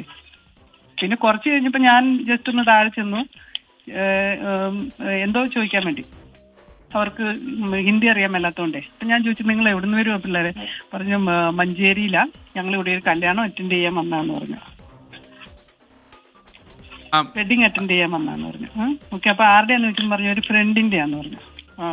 ഫ്രണ്ട്. അപ്പൊ മലയാളിയാണോന്ന് ചോദിച്ചും പറഞ്ഞു അല്ല, ഇവിടെയുള്ള ആളാണ്. അപ്പൊ ഞാൻ ചോദിച്ചു ഏതു ജാതിക്കാരാന്ന് ചോദിച്ചപ്പോൾ പറഞ്ഞു അതറിയത്തില്ല. പിന്നെ എങ്ങനെയാ നിങ്ങളുടെ ഫ്രണ്ടായ? പറഞ്ഞു അത് ഇൻസ്റ്റാഗ്രാമിൽ കൂടെ ഫ്രണ്ടായതാ, ഞങ്ങൾക്ക് 8 മണിയാകുമ്പം അവിടെ എത്തിയിരിക്കണം, 8 മണിയാകുമ്പോൾ ഞങ്ങളെ കൊണ്ടുപോകാൻ വേണ്ടി വണ്ടി വരും എന്നൊക്കെ പറഞ്ഞു. പനവേൽ എന്ന് പറഞ്ഞാൽ നമ്മുടെ ഇവിടുന്ന് ഒത്തിരി ദൂരമുണ്ട്. ഓക്കെ. അപ്പോൾ അല്ല ഇയാള് ഈ ലൂസി ഈ മറ്റേ ഈ റഹീം അസ്ലം എന്ന് പറഞ്ഞ ഇവരുടെ കൂടെ ഉണ്ടായിരുന്നു എന്ന് പറയുന്ന അയാളും നിങ്ങളും തമ്മിൽ സംസാരിച്ചായിരുന്നു? സംസാരിച്ചു. അയാൾ എങ്ങനെയുള്ള ഒരാളായിട്ടാണ് ഫീൽ ചെയ്തത്? ഈ പിള്ളേർ വന്നപ്പോ ആരും കൂടെ ഇല്ല, ഇവര് തന്നെയാ വന്നേ. അപ്പം നമ്മുടെ സലൂണിൽ ആര് വന്നാലും നമ്മൾ അവരുടെ പേര്, കോണ്ടാക്ട് നമ്പർ എടുക്കും. അപ്പൊ ഈ പിള്ളേര് പേര് തന്നു, ഒന്ന് ഐഷയും ഒന്ന് പിന്നെ എന്തോ ഒരു പേര് ഞാൻ ഓർക്കുന്നില്ല. അപ്പം പേര് തന്നു. പക്ഷെ പറഞ്ഞു ഞങ്ങളുടെ ട്രെയിനിൽ വന്നപ്പോ ഞങ്ങളുടെ ബാഗൊക്കെ കളവ് പോയി, അപ്പം ഞങ്ങളുടെ കയ്യില് ഫോൺ ഇല്ലെന്ന് പറഞ്ഞു. അങ്ങനെ നമ്പർ തന്നില്ല. പിന്നെ കുറച്ചു നേരം കഴിഞ്ഞപ്പോൾ ഞങ്ങൾക്ക് ഒരു ഫ്രണ്ടിനെ വിളിക്കണം, ഒരു ഫോണും തരാമോ എന്ന് ചോദിച്ചപ്പോഴത്തേനും ഞങ്ങൾ കൗണ്ടറിലിരുന്ന് ഒരു ഫോൺ കൊടുത്തു. അവരാരുമായിട്ട് സംസാരിച്ചു എന്ന് എനിക്കറിയത്തില്ല. ആ ഫോൺ എടുത്തോണ്ട് പിന്നെ ഞാൻ വെളിയിൽ പോയപ്പോൾ എനിക്ക് ഒരു ഈ റയീസ് എന്ന് പറയുന്ന ആളാണെന്ന് തോന്നുന്നു ഫോൺ ചെയ്തിട്ട് ചോദിച്ചു, നിങ്ങൾ ആരാ, എനിക്ക് മിസ് കോൾ ഇട്ടായിരുന്നു എന്ന് ചോദിച്ചു. അപ്പൊ ഞാൻ പറഞ്ഞു ഞാൻ ആർക്കും മിസ് കോൾ ഇട്ടില്ലല്ലോ. പിന്നെ എനിക്ക് ഓർമ്മ വന്നു ഈ പിള്ളേരെ. അപ്പൊ ഞാൻ പറഞ്ഞു 2 പിള്ളേർ മുടി ട്രീറ്റ്മെന്റിന് വേണ്ടി വന്നിട്ടുണ്ട്, അവരായിരിക്കും എന്ന് പറഞ്ഞു. അവർക്കൊന്ന് കൊടുക്കാവെന്ന് ചോദിച്ചു. ഞാൻ പറഞ്ഞു ഞാനിപ്പോൾ വെളിയില്ല, ഇപ്പം കൊടുക്കത്തില്ല, ചെന്ന് കഴിഞ്ഞിട്ട് കൊടുക്കാം, അർജന്റ് ആണോന്ന് ചോദിച്ചു. പറയാം അല്ല, ഒക്കെ ചെന്നിട്ട് ഞാൻ മറന്നുപോയി. കുറച്ചു നേരം കഴിഞ്ഞപ്പോൾ വീണ്ടും അയാൾ വിളിച്ചിട്ട് ചോദിച്ചു പിള്ളേർക്കൊന്ന് കൊടുക്കാവോ. പിന്നെ എൻ്റെ സലൂണിൽ വിളിച്ചിട്ട് പറഞ്ഞു ആരുടെയെങ്കിലും ഒരു ഫോൺ കൊടുക്ക്, അവരുടെ ഫ്രണ്ടിനോട് സംസാരിക്കാനാന്ന് പറ, റയീസ് ഏതാണ്ടാ പേര് എന്ന് പറഞ്ഞു. അങ്ങനെ സംസാരിച്ചു. ഇത്രയുള്ള അറിയത്തുള്ളൂ. അത് കഴിഞ്ഞ് അവർ ട്രീറ്റ്മെന്റ് കഴിഞ്ഞ് പോയി. അത് ബിഫോർ ആഫ്റ്റർ ക്ലിപ്പ് എടുക്കുവേ, ഫോട്ടോ എടുക്കും. അത് നിങ്ങൾക്ക് കിട്ടിയോ അറിയത്തില്ല. പിന്നെ അവർ കോണ്ടാക്ട് ചെയ്തോ? ഇല്ല. പിന്നെ ഈ റയീസ് എന്നെ വിളിച്ചിട്ട് പറഞ്ഞു, പിന്നെ പിള്ളേരെ, ഞാൻ അയാളോട് പറഞ്ഞു ഇവര് പനവേലിന് പോകണമെന്നൊക്കെയാ പറയുന്നത്, ബസ്സിന് പോകണമെന്നൊക്കെ പറയുന്നത്, ഭയങ്കര ദൂരമാണല്ലോ എന്നിങ്ങനെ ചോദിച്ചു. അന്നേരം പറഞ്ഞു ഒരു കാര്യം ചെയ്യുക, അവരോട് അവിടെ നിൽക്കാൻ പറഞ്ഞു, ഞാൻ അങ്ങോട്ട് വരുക, ചേച്ചി ലൊക്കേഷൻ ഒന്ന് ഇടാവോന്ന് ചോദിച്ചു. ഓക്കെ. അപ്പൊ ഞാനപ്പോ എന്റെ സലൂണിന്റെ പേര് ലൊക്കേഷനും ഇട്ട് കൊടുത്തു. കുറച്ചു നേരം കഴിയുമ്പോൾ പറഞ്ഞു പിള്ളേരോട് പോകരുത്, അവിടെ നിൽക്കണമെന്ന് പറയാം. അപ്പൊ ഞാൻ ഉടനെ ഫോണിൽ കൂടെ ആ പിള്ളേരെ വിളിച്ചിട്ട് പറഞ്ഞു നിങ്ങളുടെ ഫ്രണ്ട് ഇങ്ങോട്ട് വരുവാൻ, നിങ്ങൾ പോകണ്ട, വഴി തെറ്റിപ്പോവും, അതുകൊണ്ട് ഫ്രണ്ട് വരുന്നുണ്ട്, നിങ്ങൾ ഇല്ലോ, അയാൾ വന്നു കഴിയുമ്പോൾ അയാളുടെ കൂടെ പൊക്കോളാൻ പറഞ്ഞേ. പിന്നെ ഞാൻ വിചാരിച്ചു മുകളിൽ പിള്ളേർ അവിടെ ഇരിപ്പുണ്ടായിരിക്കും. കുറച്ച് കഴിഞ്ഞ് പോലീസ് സ്റ്റേഷനിൽ നിന്ന് ഫോൺ വന്നപ്പോൾ ഞാൻ പറഞ്ഞ പിള്ളേർ ഇവിടെ ഇരിപ്പുണ്ട്. അപ്പോഴാണ് എന്റെ സ്റ്റാഫ് പറയുന്നത് ഇല്ല, മാഡത്തിന്റെ ഫോൺ വന്നു കഴിഞ്ഞാൽ ഉടനെ തന്നെ അവർ ബാഗൊക്കെ എടുത്ത് പോയെന്ന്. അപ്പം ഞാൻ തന്നെ അവരോട് പറഞ്ഞെന്ന് എന്റെ സ്റ്റാഫിനും അറിയത്തില്ലല്ലോ. അങ്ങനെ പറ്റിപ്പോയി. മനസ്സിലായി. താങ്ക് യു ലൂസി, നമ്മോടൊപ്പം ചേർന്നതിന്. മുംബൈയിലെ സലൂൺ ഉടമ ലൂസിയാണ് ഇത്രയും നേരം നമ്മോട് സംസാരിച്ചത്. എന്നാൽ ഈ പെൺകുട്ടികൾ അവിടെ പോയിട്ട് അവിടെ നിന്ന് കുറച്ച് നേരം കഴിയുമ്പോൾ അവിടെ നിന്ന് പോവുകയായിരുന്നു എന്നാണ് പറയുന്നത്. ശ്രീനാഥ് ചന്ദ്രൻ മുംബൈയിൽ നിന്ന് ചേർന്നു. ശ്രീനാഥ്, നമ്മുടെ മലയാളികളൊക്കെ 2 റെയിൽവേ സ്റ്റേഷനിൽ കാത്തു നിന്നിട്ടും ഒന്നും ഒരു എത്തും പിടിയും കിട്ടിയില്ലല്ലോ അല്ലേ? ഇതുവരെ ഒരു വിവരമില്ല എസ്.കെ. ഏതായാലും അന്വേഷണം പല വിധത്തിൽ നടക്കുന്നുണ്ട്. ഇവിടെ മുംബൈ പോലീസുമായി കൂടി കേരള പോലീസ് ബന്ധപ്പെട്ടിട്ടുണ്ട് എന്നതാണ് നമ്മൾ മനസ്സിലാക്കുന്നത്. ഇതിൽ ഈ കുട്ടികളിലേക്ക് എത്താനുള്ള ഒരു പ്രധാനപ്പെട്ട വഴി, ഈ കുട്ടികളുടെ ഫോൺ നമ്പറോ മറ്റു വിവരങ്ങളോ ഒന്നും തന്നെ ലഭ്യമല്ലാത്തതിനാൽ ഈ കുട്ടികളോടൊപ്പം ഉണ്ടായിരുന്ന ആളെ ആദ്യം കണ്ടെത്തേണ്ടതുണ്ട്. ഇയാളുടെ നമ്പർ ഏതായാലും ഇപ്പോഴും ഓൺ തന്നെയാണ്, ഫോൺ ഓഫാക്കി വെച്ചിട്ടില്ല. ഞാനിപ്പോൾ പോലും ഒന്ന് വിളിച്ച് നോക്കിയിരുന്നു ഇയാൾ എവിടെയാണ്, എന്തെങ്കിലും പറയുമോ എന്നുള്ള കാര്യം നോക്കാൻ വേണ്ടി. പക്ഷേ ഇപ്പോൾ അയാൾ ഫോൺ എടുക്കാനോ സംസാരിക്കാനോ തയ്യാറില്ല. പക്ഷേ ഇയാളുടെ ഫോൺ ഓണാണ്. അതുകൊണ്ട് പെട്ടെന്ന് ഇയാളിലേക്ക് എത്താൻ ഒരുപക്ഷെ കഴിഞ്ഞേക്കും. എങ്കിൽ പിന്നെ മറ്റു പദ്ധതികൾ ഇവിടെ മറ്റാരെങ്കിലും കാണാൻ വേണ്ടി ഉദ്ദേശിച്ചിരുന്നോ, അങ്ങനെയെങ്കിൽ വേറെ ആരെങ്കിലും ഇവിടെ കുട്ടികളെ കാത്തിരുന്നോ എന്നതടക്കമുള്ള വിവരങ്ങളൊക്കെ ഉണ്ട്. ഇപ്പോൾ ലൂസി പറഞ്ഞ അടക്കമുള്ള നിർണായകമായ ചില വിവരങ്ങൾ കൂടിയുണ്ട്. അതുകൊണ്ട് അത്തരത്തിലുള്ള കാര്യങ്ങൾ കൂടി പോലീസ് അന്വേഷിക്കുന്നു. മറുവശത്ത് നമുക്ക് ചെയ്യാൻ കഴിയുന്ന കാര്യം, ഈ കുട്ടികൾ ഉണ്ടാവാൻ സാധ്യതയുള്ള, എത്തിപ്പെടാൻ സാധ്യതയുള്ള ഇടങ്ങളിൽ ആളുകളെ എത്തിച്ച് പരിശോധന നടത്തി കണ്ടെത്തുകയാണ്. നമ്മൾ ഈ തിരുവനന്തപുരത്ത് നിന്ന് നാടുവിട്ടുപോയ പെൺകുട്ടിയെ, അതിഥി തൊഴിലാളിയുടെ കുട്ടിയെ നമ്മൾ വിശാഖപട്ടണത്തിൽ നിന്ന് കണ്ടെത്തിയതടക്കമുള്ള അനുഭവങ്ങൾ നമുക്ക് മുന്നിലുണ്ട്. അതുകൊണ്ട് അത്തരത്തിലുള്ള ഒരു പരിശോധന റെയിൽവേ സ്റ്റേഷനുകൾ കേന്ദ്രീകരിച്ച് ഏതായാലും മലയാളി സംഘടനകൾ നടത്തുന്നുണ്ട്. അതിന് നമ്മൾ തന്നെ ഏതായാലും അതിന് നേതൃത്വം കൊടുക്കുന്നുണ്ട്. ആളുകളെ നമ്മൾ പരമാവധി ഈ കാര്യത്തിലൊക്കെ കോർഡിനേറ്റ് ചെയ്യുന്നുമുണ്ട്. അതുകൊണ്ട് എത്രയും പെട്ടെന്ന് ഒരു ശുഭകരമായ വാർത്ത നമുക്ക് ലഭിക്കും എന്നതാണ് എസ്.കെ. നമുക്ക് പറയാൻ വേണ്ടി കഴിയുന്നത്. അത്തരമൊരു പ്രതീക്ഷയിൽ തന്നെ നമുക്ക് മുന്നോട്ട് നീങ്ങാം. ഇന്ന് രാത്രി തന്നെ ഈ കുട്ടികളെ കണ്ടെത്താൻ കഴിഞ്ഞേക്കും എന്നതാണ് നമ്മൾ പ്രതീക്ഷിക്കുന്നത്. കുട്ടികൾ അധിക ദൂരം ഏതായാലും മുംബൈക്ക് പുറത്തേക്ക് പോകാനുള്ള സമയമൊന്നും ആയിട്ടില്ല. എത്ര സഞ്ചരിച്ചാൽ പോലും ഒരു 2 മണിക്കൂർ യാത്ര ചെയ്താൽ പോലും പൻവേൽ വരെയൊക്കെ എത്താനുള്ള സാധ്യതയുള്ളൂ. അങ്ങനെയെങ്കിൽ ഈ പെട്ടെന്ന് തന്നെ ഈ കുട്ടികളെ ഒരു വലിയ ദൂരത്തേക്ക് പോകാതിരിക്കുന്ന സാഹചര്യത്തിൽ കണ്ടെത്താൻ കഴിയുമെന്നൊരു പ്രത്യാശ അവിടെയുണ്ട്. അതുകൊണ്ട് റെയിൽവേ സ്റ്റേഷനുകളിൽ ആണ് നമ്മളുടെ യഥാർത്ഥത്തിൽ ഒരു പ്രതീക്ഷയുള്ളത്. ഈ യാത്രാ മധ്യയൊക്കെ കുട്ടികളെ കണ്ടെത്തുക അതത്ര എളുപ്പമല്ല. അങ്ങനെ വലിയ തോതിൽ വാഹനങ്ങളൊക്കെ തടഞ്ഞു നിർത്തി പരിശോധിക്കുകയൊന്നും ഈ ഘട്ടത്തിൽ അത് എത്രത്തോളം പ്രായോഗികമാണ് എന്ന് എനിക്കറിയില്ല. അതുകൊണ്ട് സ്റ്റേഷനിൽ എത്തുന്ന മുറയ്ക്ക് കുട്ടികളെ കണ്ടെത്താൻ ഏതായാലും കഴിയും. അതുവരെ കുട്ടികൾക്ക് യാതൊരു ആപത്തും വരാതിരിക്കട്ടെ എന്ന എന്നതാണ് നമുക്കിപ്പോൾ നൽകാൻ കഴിയുന്ന ഒരു പ്രതീക്ഷ. എസ് കെ, മലപ്പുറത്ത് നിന്ന് കാണാതായ പെൺകുട്ടികളെ നമ്മുടെ മുംബൈയിലെ മലയാളി സുഹൃത്തുക്കളൊക്കെ തിരക്കുന്നുണ്ട്. കിട്ടിയാൽ നിങ്ങൾ ഞാൻ നേരത്തെ കാണിച്ച നമ്പറിലേക്ക് വിളിച്ചു പറയുക. അതുപോലെ കുട്ടികൾ ഏതെങ്കിലും രീതിയിൽ ഈ വാർത്താ ചാനൽ കാണുകയാണെങ്കിൽ തീർച്ചയായിട്ടും വീട്ടിലേക്ക് വിളിക്കുക, അല്ലെങ്കിൽ അടുത്ത പോലീസ് സ്റ്റേഷനിൽ ഹാജരായി കാര്യങ്ങൾ പറയുക. രാത്രി ചുറ്റി നടക്കാൻ പാടില്ല, ഉത്തരവാദപ്പെട്ട സ്ഥലത്ത് മാത്രമേ പോകാൻ പാടുള്ളൂ. ഒരിക്കൽ കൂടി ആ നമ്പർ സ്ക്രീനിൻ്റെ തൊട്ട് മുകളിൽ നിങ്ങൾക്ക് കാണാൻ കഴിയും. ആ നമ്പറിലേക്ക് നിങ്ങൾക്ക് ഇതിൻ്റെ ഒരു സ്ക്രീൻഷോട്ട് എടുത്ത് വയ്ക്കുക നിങ്ങൾ, എന്നിട്ട് ഈ നമ്പറിലേക്ക് വിളിക്കണം. അപ്പോൾ കുട്ടികളെ നിങ്ങൾ ചുറ്റി നടക്കരുത്, മുംബൈ പോലുള്ള മഹാനഗരമാണ് എന്നുള്ളത് മറക്കാൻ പാടില്ല. മറ്റൊരു വാർത്ത കൂടി ഷഹദർമാൻ അറിയിക്കുന്നുണ്ട്. മൂഴിക്കൽ സ്വദേശി ഗിരീഷ് പുഴയിലേക്ക് ചാടി എന്ന രീതിയിലൊരു വാർത്ത കൂടി വരുന്നുണ്ട്. ഇതോടെ പ്രൈം ടൈം അവസാനിക്കുന്നു. എല്ലാവർക്കും ഒരു നല്ല രാത്രി ഞാൻ നേരുന്നു. Good night.